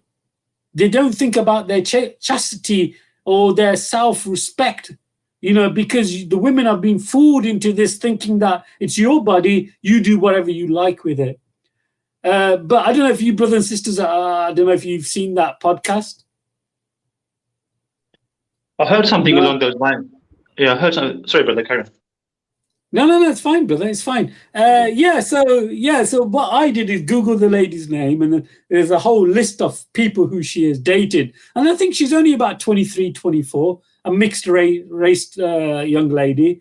And she said for over I think decade. She said for over a decade, I've been on birth control, and stuff like this. And I'm thinking, and she posts it on her social media. She's posted her history on Instagram and stuff like this. So Andrew Tate is saying this is a problem. What do you expect? Men are not going to respect you if you're willing to, interact with so many different men at a young age. And I don't think Andrew Tate knew who she was. He actually mentioned that he looks and I don't know you. I've not checked your history. I don't know who you are, but I can see where this is going to end. You want to be happy, but sleeping around is not going to make you happy. And obviously it hasn't made you happy. It might have made you financially slightly better off, but the damage, long-term damage, and the influence that you've had on other women to act like the way you're acting is because on social media, you're trying to portray that you're doing really well, you're famous, but you don't know what's been happening behind the scenes. So guys, feel free to jump in. And, one thing I love Brother 187A has really hit my thought process. I was thinking, imagine Andrew Tate, inshallah, in a couple of years doing a Jummah khutbah. Imagine how packed the mosque will be. Oh my God, that will be a sight to behold. I want to be in the front row of the Jama'ah if that happens. Oh, mashallah. I definitely love to see him doing a Jummah khutbah. It will be packed. But I'm praying to Allah subhanahu wa ta'ala that he gets directed closely to Islam. Yes. And starts to slowly leave away some of the bad habits. And it's going to take time. Of course, it's going to take time. And I do pray that. I know he's openly said now that he's quit drinking alcohol. He feels alcohol is the most harmful thing ever for mankind. So inshallah, I hope he does benefit. He benefit from gaining knowledge and inshallah become a very strong da'i. And I think he will. What's your take on that, Muslim apologist? Yes, I can see that he has the potential, not because he has the influence. I mean, when this guy reverted to Islam, a lot of non-Muslims started to take an interest in Islam. Okay, someone as far as Texas or Ohio, could even revert to Islam because of just one person called Andrew Tate. That's the influence that he has over. And this guy is not even a knowledgeable Muslim yet. He's still learning, right? Still a newborn baby, right? He's still learning his way through. And he admits this many times. I've actually, watched some of his live streams and with this guy called Edin Ross. Edin Ross is this. For those who do not know, Edin Ross is this Twitch streamer. Okay, he's a Jew, and I saw Andrew Tate giving da'wah to him live on the live stream. He was telling Edin, because this guy, Edin, he's rich. Okay? So he told this guy directly, he said, Edin, you are rich, you have a lot of money, but you're playing around with women. This is not that you are living in hedonism. You should come to Islam. And that actually made my jaw drop because he was just, I think he became a Muslim about 2 weeks before that live stream. Okay? And he was already giving da'wah. And wow, I was really amazed. I mean, imagine what will happen to him if he were to learn, like you said, if he learns the religion, and in 10 years time, what will happen to him? He will become a better person. I just hope, inshallah, he stays alive. I do think that the Western governments will try to get him out the way. But the fact that he's allowed back on Twitter now and on YouTube, I think he's won the battle. And I think he's on his last strike now, where I think they will definitely try to do something harmful against our brother Andrew Tate. As I've spoken that many times before, I do think that I think his life is in jeopardy because the influence that he has is huge. And I do remember that interview that he was giving his friend on a podcast live, and he was actually talking about the Muslim women. Because a lot of these young men are in haram relationships, and what happens to them is that they get affected by this haram relationship, and it affects them emotionally, and then they have issues with partners, they have trust issues and so forth. But Andrew Tate was saying, he goes, the best women are he says Islamic women. He didn't say Muslim, but he says Islamic. He says Islamic women. Men Muslim women. I think he's a slip of a tongue or something. Yeah. He says Islamic women. He goes, they're the best women because they're loyal, they're respectable, you can trust them, and so forth. And yes, this is prior to him becoming a Muslim. I think he knew by then, alhamdulillah, that Islam is the only way. MashaAllah. Brother Mustafa, are you still with us, Akhi? Yes, Akhi, I'm just about to pray my Maghrib, so you'll have to excuse me for about 10 minutes, inshallah. Yeah, no problem. I've got to pray pretty soon. So as soon as you come back, I'll pray, and then I'll carry on talking to our brother, the Muslim apologist, if that's okay. Inshallah. Jazakallah khair. So the Muslim apologist has debated so many hate preachers. The Muslim apologist, go on, brother. Go on. Nah, I mean, you go ahead. Yeah, I remember you made some people cry, nearly, definitely. You had a beautiful debate. I think it was with Hammer Time. Was that? Am I right? Not really making him cry, but I did manage to piss him off, and he made several videos against me. Back then, I only had like around 1,000 subs, and he was already making videos against me. MashaAllah. Yeah, definitely. If you annoy these hate preachers, you're definitely doing a good job, MashaAllah.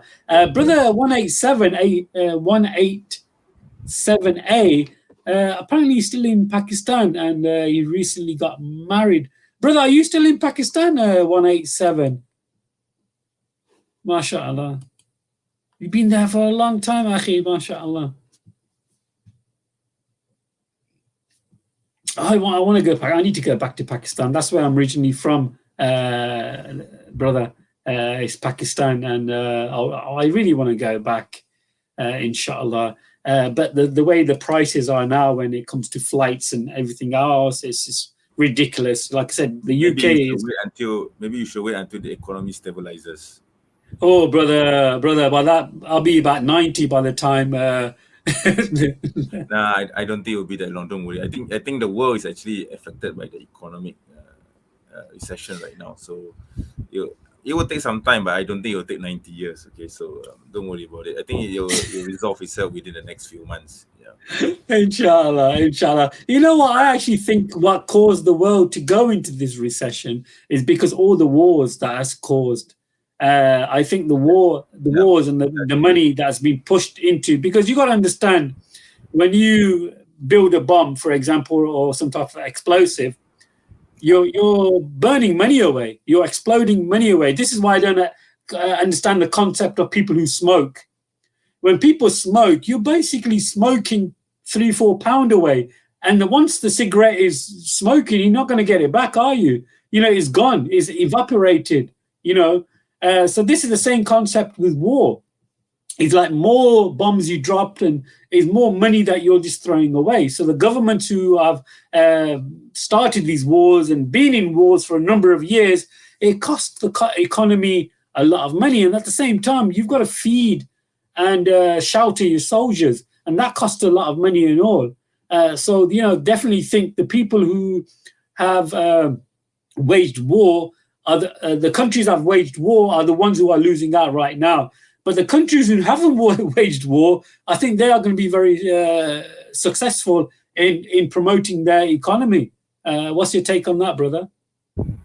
Yeah, I think things are starting to balance out.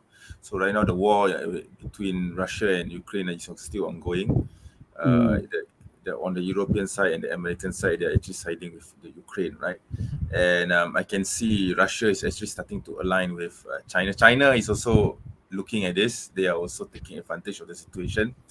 I think recently, if I'm not mistaken, the president of China went to Saudi to meet with the king, right? And that really wound the West up. Yeah. That really wound the Western governments up.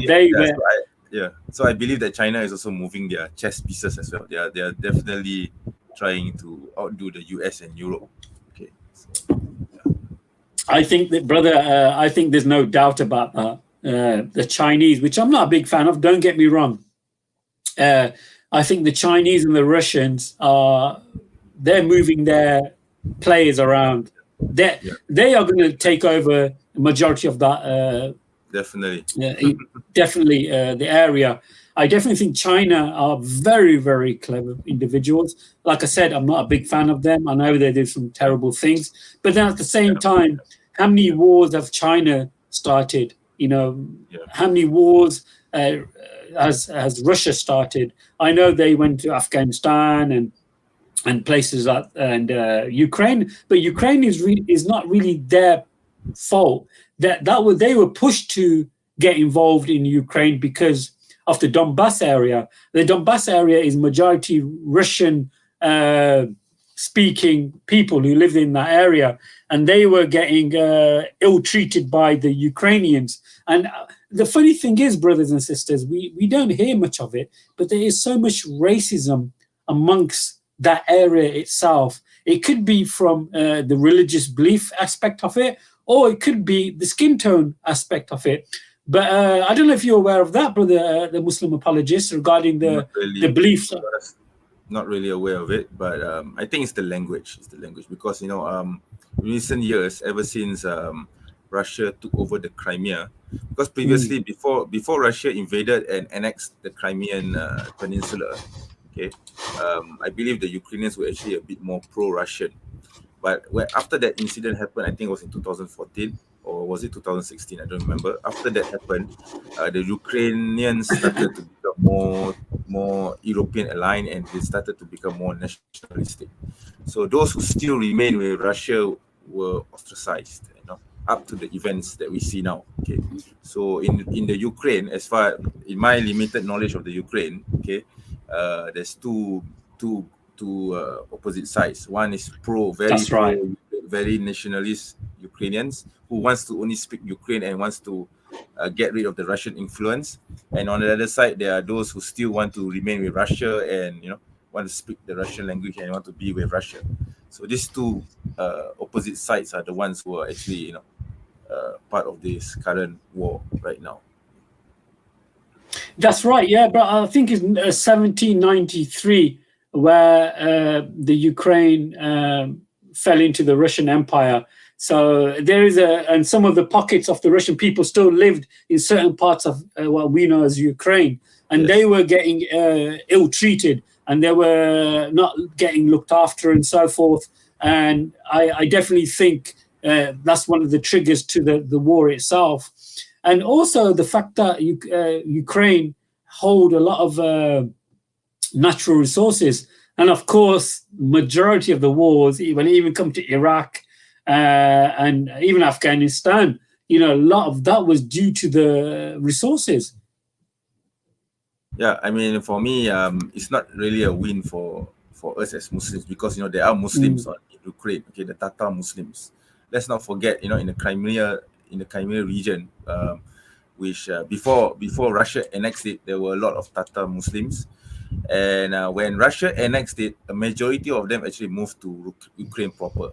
Okay, so because they do not like the Russians. Okay, so now currently there's actually Muslims involved in this war, and in the Russian side, I believe the Chechens are also pro-Russian, and they're actually helping the Russians. So it's not really a win for us. It's actually sad to see two Muslim groups, Tatarians and the Tatar Muslims and the Chechens are actually on opposite sides. But as Muslims, of course, we hope that both sides will be remain safe, and they hopefully they just try to stay out of the war, okay, and don't get themselves involved in fighting each other, and just stay safe, inshallah.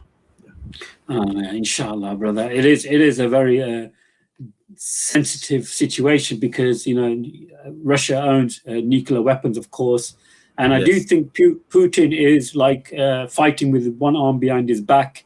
I think if he wanted to wipe out Ukraine, I think he could have done it a long time ago.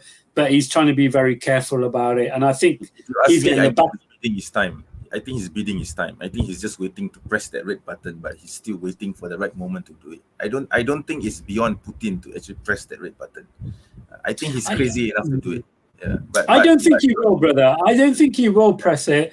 I can only see what's happening now is that if the war continues throughout the winter, and he has, and then more Russian casualties. But it depends on what the Western countries, if they get more involved. I know NATO might get involved. I know there's been British troops sent there, mercenaries being sent over there. So it can get a lot more messier. And plus the media hide a lot of the news stories away from the population here in the UK. The British Army is definitely involved in the conflict. Not directly, right? If I'm not mistaken, they're not involved directly, right? One of the generals actually slipped up and mentioned it on an interview that they are involved. So I don't know how you mean. Okay. Because I thought the NATO nations, they made a decision not to get involved directly in the war because they do not want to trigger another World War III. I mean, that's I know, brother. I know. I think what they want to do is weaken Russia. I think they want to weaken Russia throughout the war. And this is, you did make a good point. If Putin, if he realized that the war is prolonging, that he might say, "What the hell? I might just press the button and get it over and done with."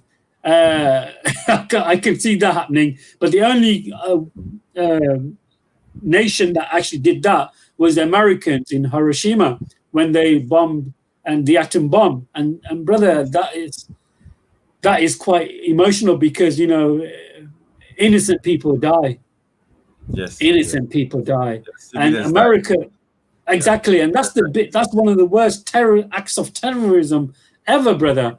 Is the Americans did in Hiroshima. And this, I know maybe the brothers and sisters who are watching this stream right now, history is not 1 year ago or 6 months ago or 2 months ago. It's history. And we got to learn about these things because these arguments are always used against the Muslims, that the Muslims are barbaric. We're uncivilized, we're butchers, we start wars, we're terrorists and so forth. It's totally the opposite. But one of the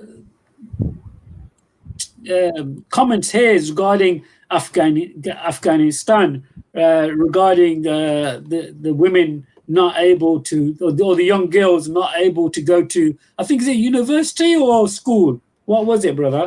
I believe they barred women from attending schools and universities. Total ban on women attending this. My position is that it's their country. They can do the hell they want with it. Okay. Of course, as personally as a Muslim, I don't think it's right for them to do this because I believe that women should be given education as well. But at the same time, I believe that the Taliban should be heard as well, and maybe they have reasons for it, maybe they have justification for it. So I'm quite neutral on this. For me, I mean, it's their country. Why the hell do you want to get involved in meddling with their policies? Okay, right? So I just pick up. I will not agree with their decision, but I respect their right to make that decision. I think it's just for universities, brother. I don't think it's like primary or secondary school. But I think. But from what I've read, it's the whole thing. But I don't know. I could be wrong. If anybody in the chat can maybe tell us anything regarding that.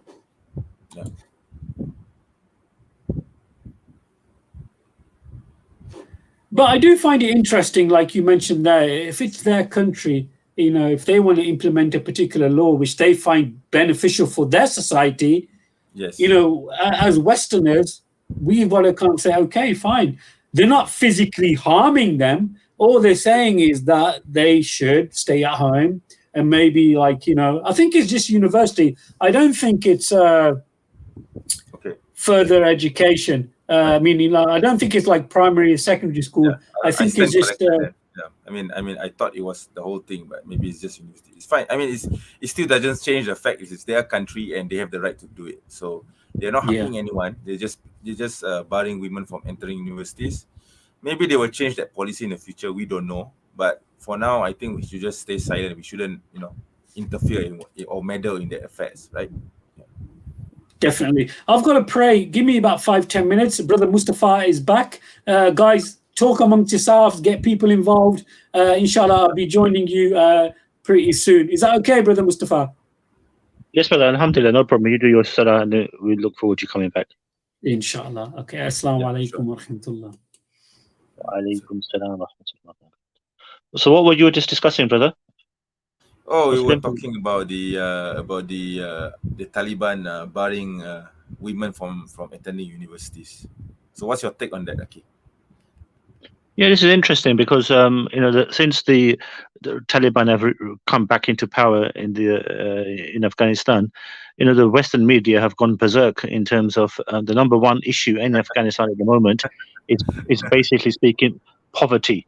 Poverty is the main issue where people are, not getting much, nothing to eat or no sustenance. So rather than concentrating on helping the indigenous Afghan, the first thing that you hear about is women's rights. What will happen to women's rights? This is the all-pervading topic. Yeah. So when the issue developed that they would allow education up to university level for the for females, then that met with extreme hostility by Western governments. But this is in fact to show to them that Islam is not against the education of women. It's just that when they come to that particular age of a university degree level, then not that there are many institutions in place in Afghanistan which can provide such education, but when they do get to that level, then they're often at marriageable age in particular. So it's at that juncture where it needs to be decided whether women really are looking to get married at that particular point, and which is a common thing or a common theme in many parts of the world.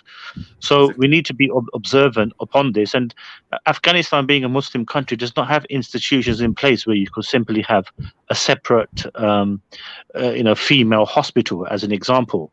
This is why it's desperately needed. They desperately need funds in order to build up these institutions where women and men can work separately from each other, so we don't fall into the trap which is being set by the Western powers or the Zionists in particular for the association of women and men.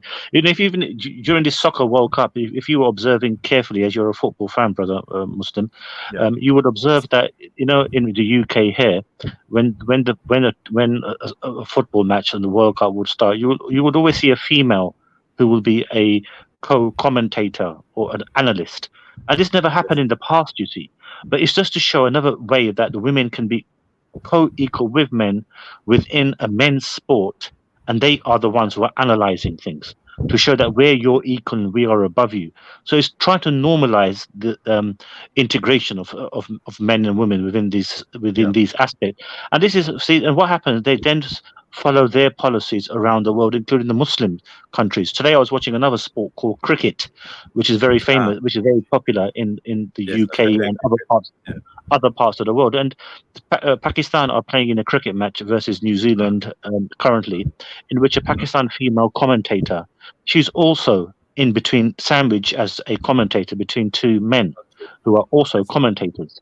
This is live. In fact, anyone who's observant on sports will observe that this is taking place now. This is a traditional Muslim country in which they are subliminally trying to normalize the fact that men and women can associate with one another closely.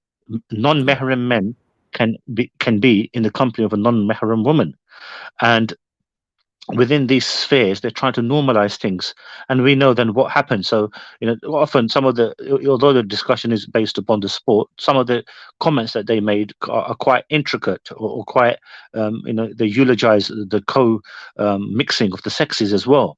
And it's just a subliminal message, and it starts from these countries here in the West in particular, and then they transport it.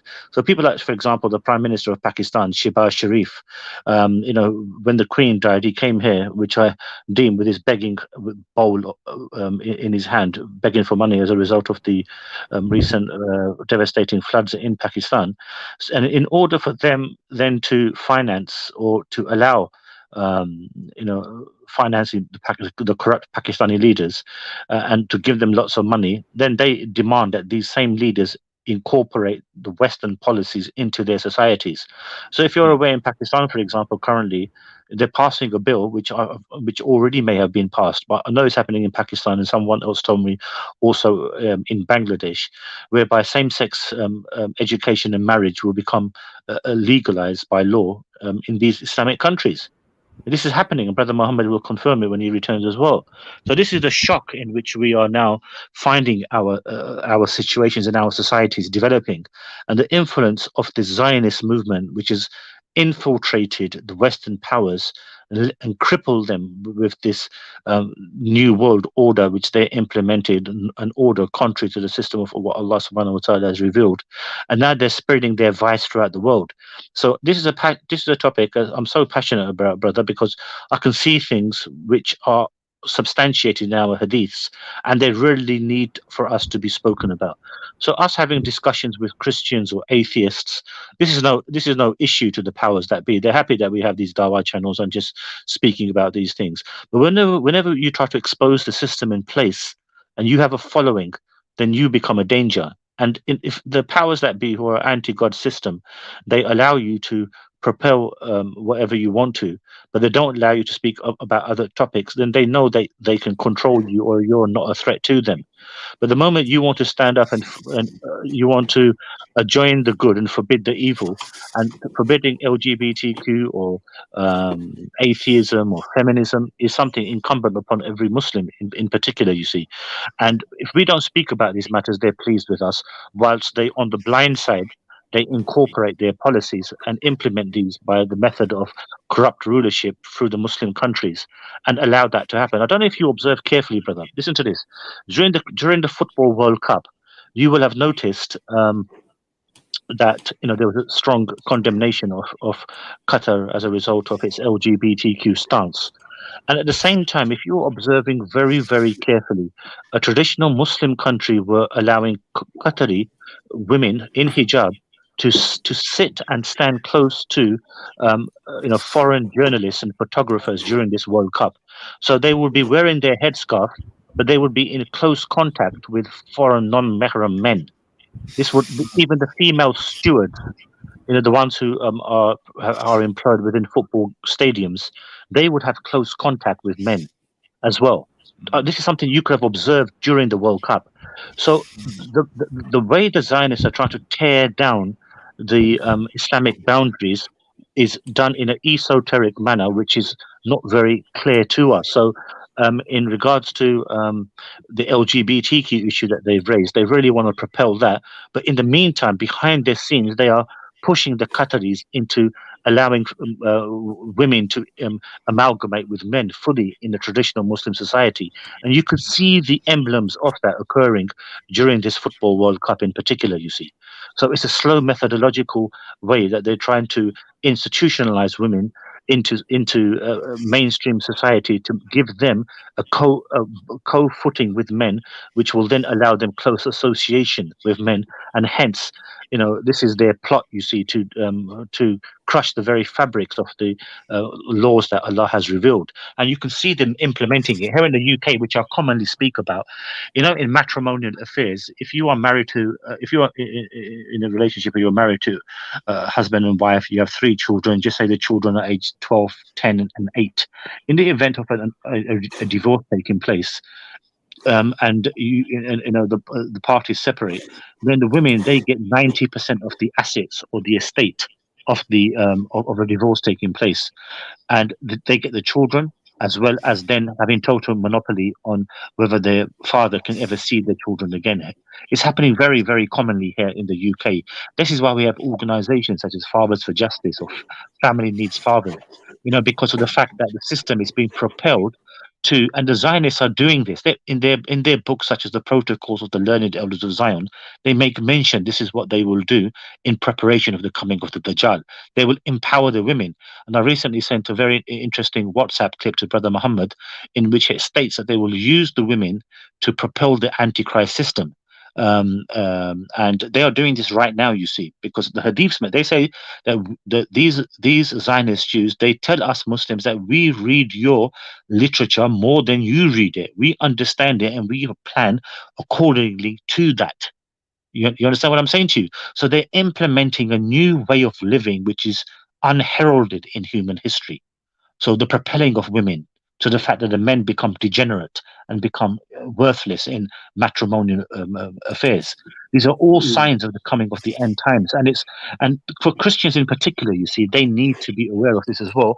That in their, for example, you know the Bible well, brother, so you will know in the Gospel of Mark it says that the head of woman is man, the head of man is Christ, the head of Christ is God. And they find this intolerable, the Zionist secret society people, and they will with determination, they will make sure that the women are in positions of authority rather than men, contrary to what Allah has revealed in the Quran. And also we see remnants of that in the Christian and Judaic scriptures as well. So this will be the setting of the coming of the Dajjal. So when the hadiths make mention that the women folk, the men will have to tie their women folk to their bedstools, such will be the lure of the Dajjal when he comes. The setting hence is being done in his preparation, and there's so many amalgamations which are spoken about on other shows, so hopefully people who listen on regularly will know what I'm speaking about. And this is something that we need as Muslims to propel as well, that this is where our societies are spiraling towards, and we have to do something about it as well. Yeah, alhamdulillah, guys. I do apologize. I just had to go away and pray my Maghrib prayer. We've got Sister Parina joining us. Assalamu alaikum, Sister. Nice to have you on the show. Assalamu alaikum warahmatullahi wabarakatuh. Wa alaikum salam. It's nice to have you. Sorry, Sister. Sorry for cutting you up. I just want to make a clarification that it's only the universities where the sisters are not allowed to go to in Afghanistan. As for primary and secondary school, it's okay for them to attend. Just the university faculties that they're not allowed to go. That's where the ban has been mentioned. Sorry, Sister, for cutting you up. Go ahead. We spoke about that. Yeah, I came to comment on the same thing. I'm recovering from flu, so my voice is a little, harsh. So please. So I just want to tell you, I was born and brought up in Dubai, and my mom's generation did not go to university, and my generation did, and this was a mix of because then UAE was still not very much booming, but when I was born, my mom said already air conditioner was in UAE, so it was very new. So I can see the sharp contrast what happened to the women who went to universities or who did full education and the women who did not. My mom, she can read and write Urdu and Arabic, and she is very intelligent person. She gave us best of guidance and everything. So alhamdulillah, my family, we did not get much dent, but in general I have so many cousins who did their universities. They're in 50s. Some of them, they did not get married because they were pursuing their career, and by the time they realized they should get married, it was too late. I have so many friends. They're from Bangladesh, from India, from Pakistan. All are Muslims, and some of them they have siblings who did PhDs. They live in Canada, they live in US, and they did not get married too. And they're professors in universities. Excuse me. And like that, they have their nieces who did MBBS. And I've seen the opposite, like the non-Muslims. We had Hindu friends, Christian friends. Many of them, almost all of them, their parents realized, I don't know, maybe they had one or two generations before my family who who did full education. So I've seen our friends, like they were in their early 20s. Even though they did not complete the education, they got married first. So I saw that the experience side, how to handle education with women, the non-Muslim crowd had better than the Muslim side. So I think like if the women are and then over time you realize like what you study in school, like physics, you study about conductivity and what the opposite, I forgot, ohm and mho, and then you have organic chemistry, all these stuffs you don't use in life. And I live in US now. I'm working in a company, and I'm working from home right now. Most of the women, like I've seen, like our most of the senior managers, everybody are men, you know. So even, and they all are saying they have done this degree and that degree, but still they're struggling, you know. So I think like we need men at every level of our lives, you know, as brother, as father. And men have they have this competitive thing in them, you know, due to their hormones and everything. So and then I was seeing one podcast, and the host was asking how many millionaires you have seen women they did on their own. Most of them are like divorcees, like Jeff Bezos and Bill Gates' wives. You know, they got that from their husbands. You know, so I think like you know I think like women need education, but they need a different kind of education. Like that's what I think. Like it's not like it doesn't have to be like exactly how men do. They do argue like you need doctors and you need this and that. I understand that, but then I think women can delay their education at some point and then resume after they have their full family and everything. They're done with raising small kids. In today's world, like the most important thing mothers should watch is what their kids are watching online. Because I like I'm doing my own research. I'm trying to make some videos on this, how to raise children. And the you know, the people who run the world, they know like how to catch children. Just a simple cartoon, like I've seen my neighbor's son.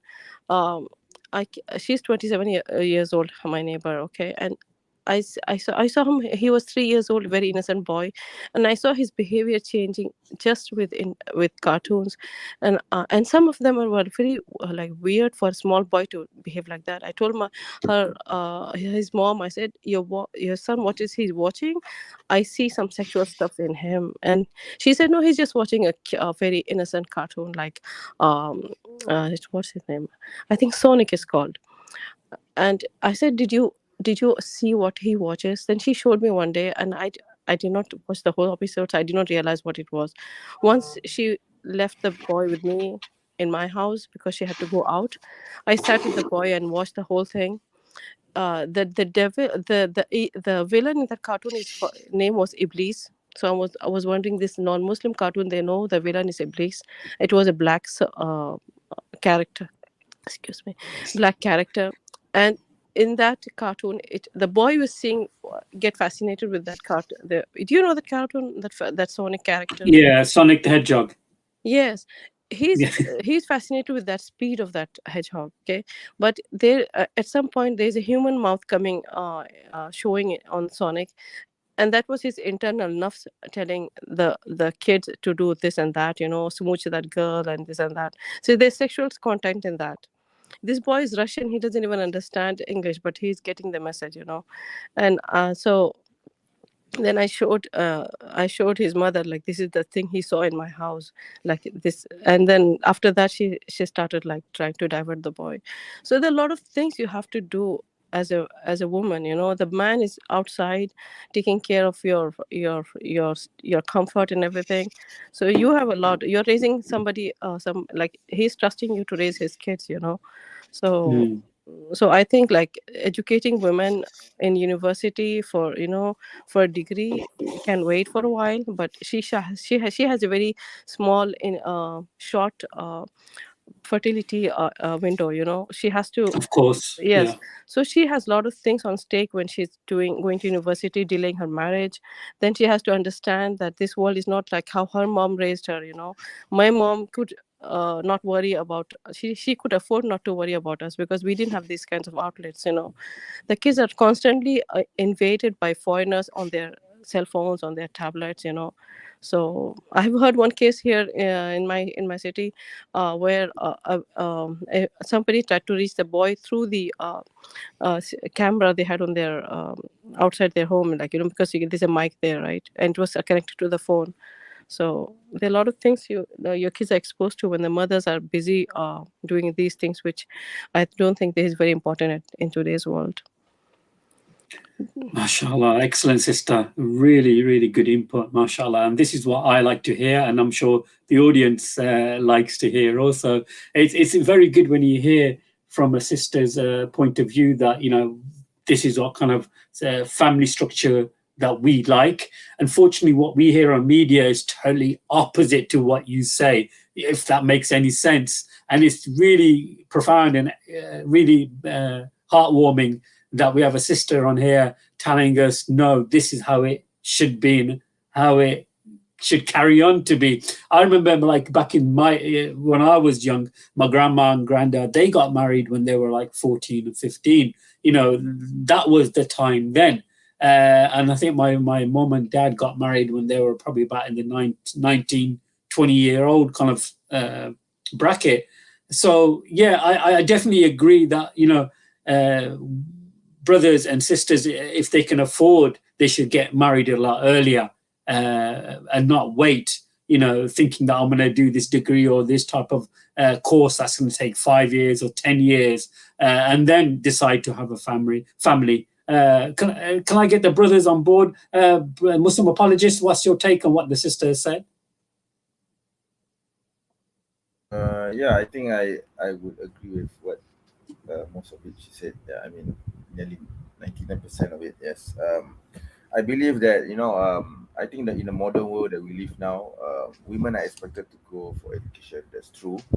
But at the same time, somehow he has affected our societal fabric. He has affected the gender roles and family unit, especially.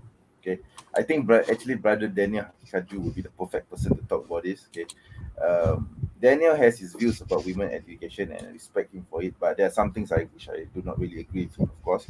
But he has a point. He has a point about when he says that when women go for education, it affects the family unit. They probably not all women, but definitely most women, they will focus more on their careers to the point that they don't think about the family. They don't think about if they are married, they don't think about their children or their husbands. I'm not saying all women do this, okay, but definitely a lot of them do, and it affects the family unit. So in Islam, we have gender roles, right? I mean, we have clear defined roles for gender, right?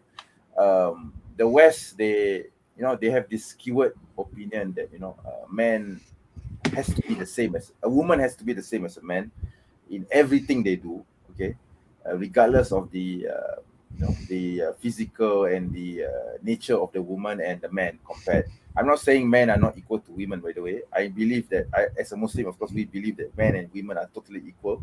It's just that their roles are different. They're not the same, obviously. So, but in the Western mind, when you say that men and women are equal, they are also the same. So whatever a man does, a woman must do as well. And this affects the family unit. So yeah, so that is why the sister raised very good points. What she observed, many women who were educated, they neglected relationships to the point that they don't get married. So yeah, I believe this is the reason for it. Yeah. Oh, mashallah, well done. Brother Mustafa, you got anything to add to this? Yeah, mashallah, fantastic points by Sister Perina in regards to what the reality is, you see, in reference to our desires to educate children.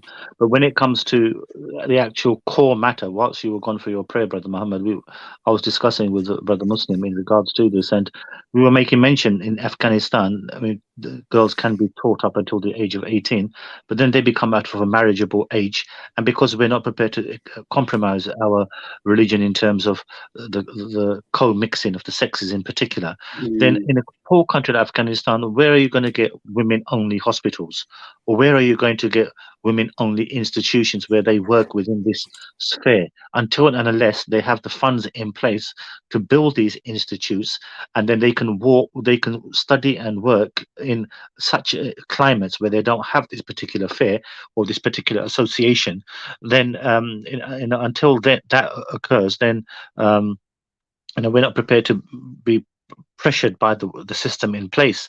But essentially the Taliban system in Afghanistan, they want to exemplify the Islamic law, and as I said, at that particular age where girls become marriageable, then that's for them to decide. But until we have these structures in place, then I think the Taliban have got it right in terms of education up to a certain level.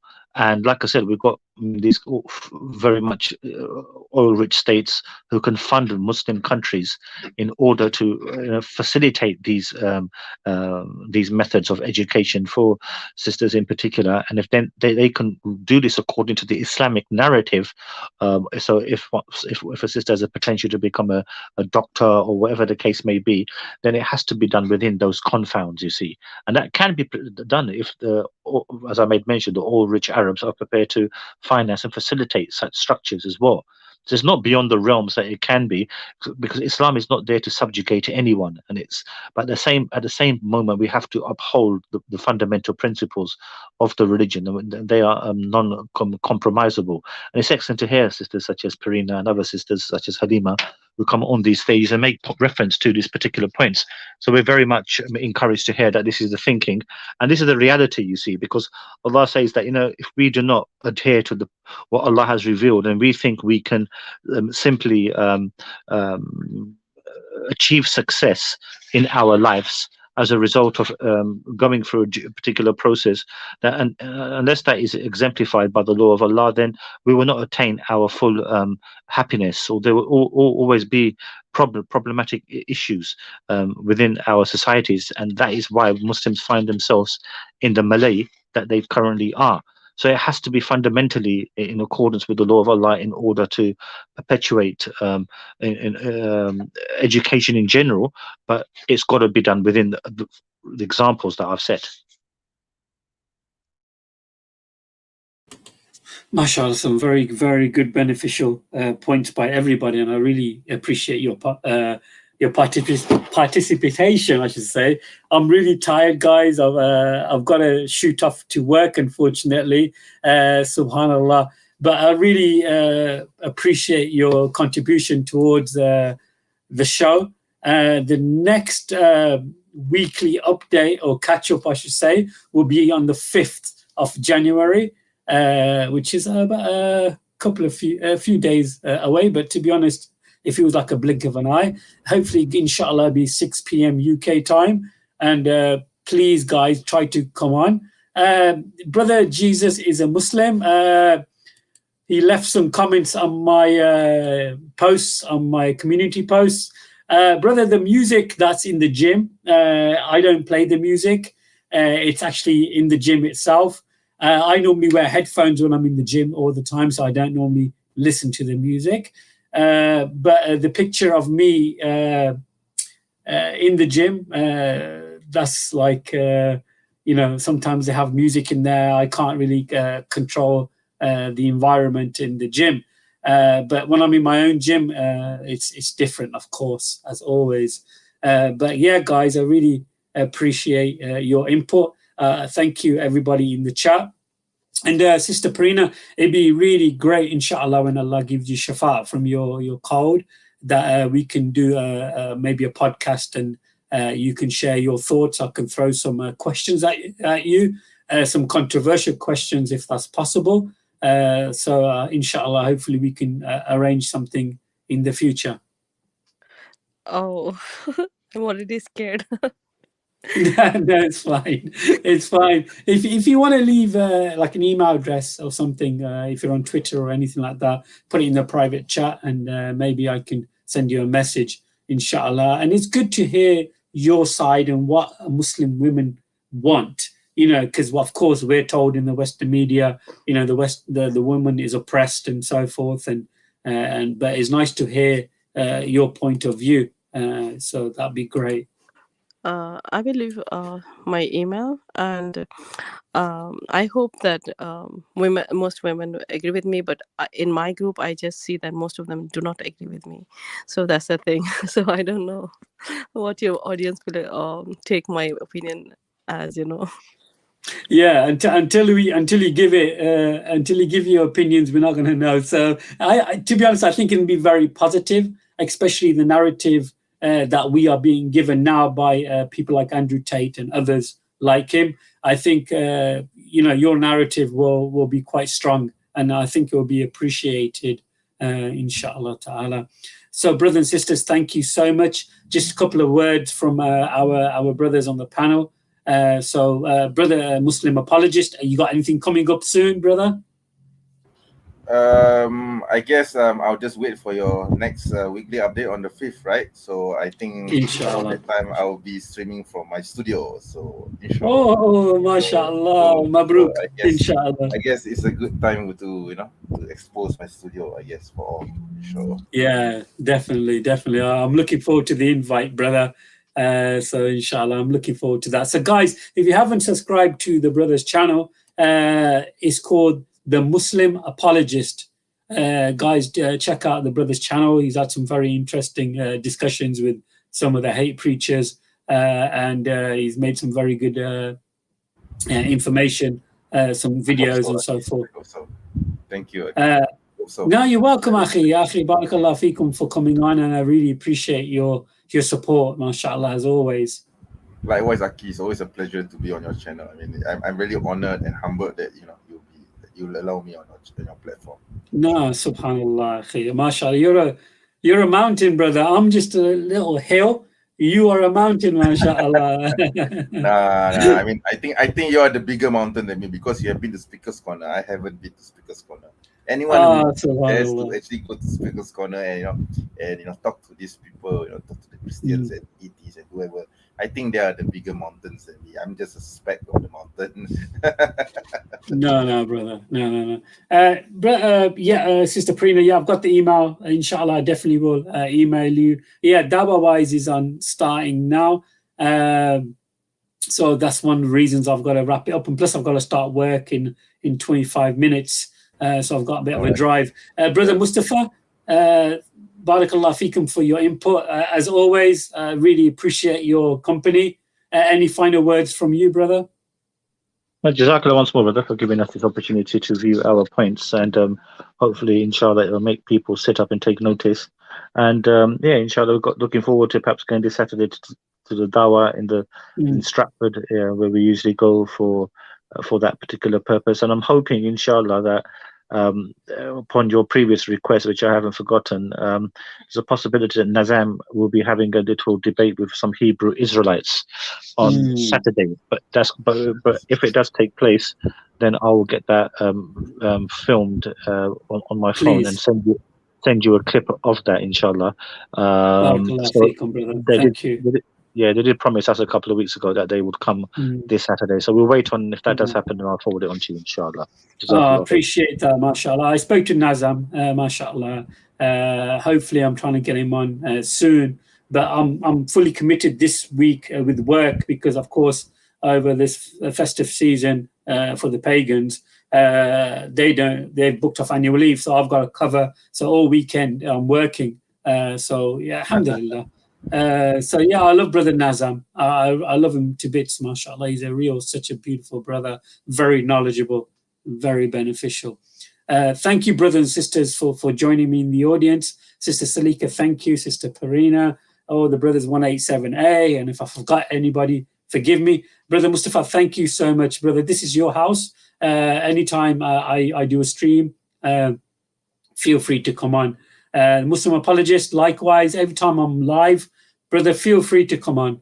Barakallah feekum for your contribution. House speaks facts. Thank you, sister, for joining us and your input. And alhamdulillah, final word from me. Assalamu alaikum wa rahmatullah wa barakatuh.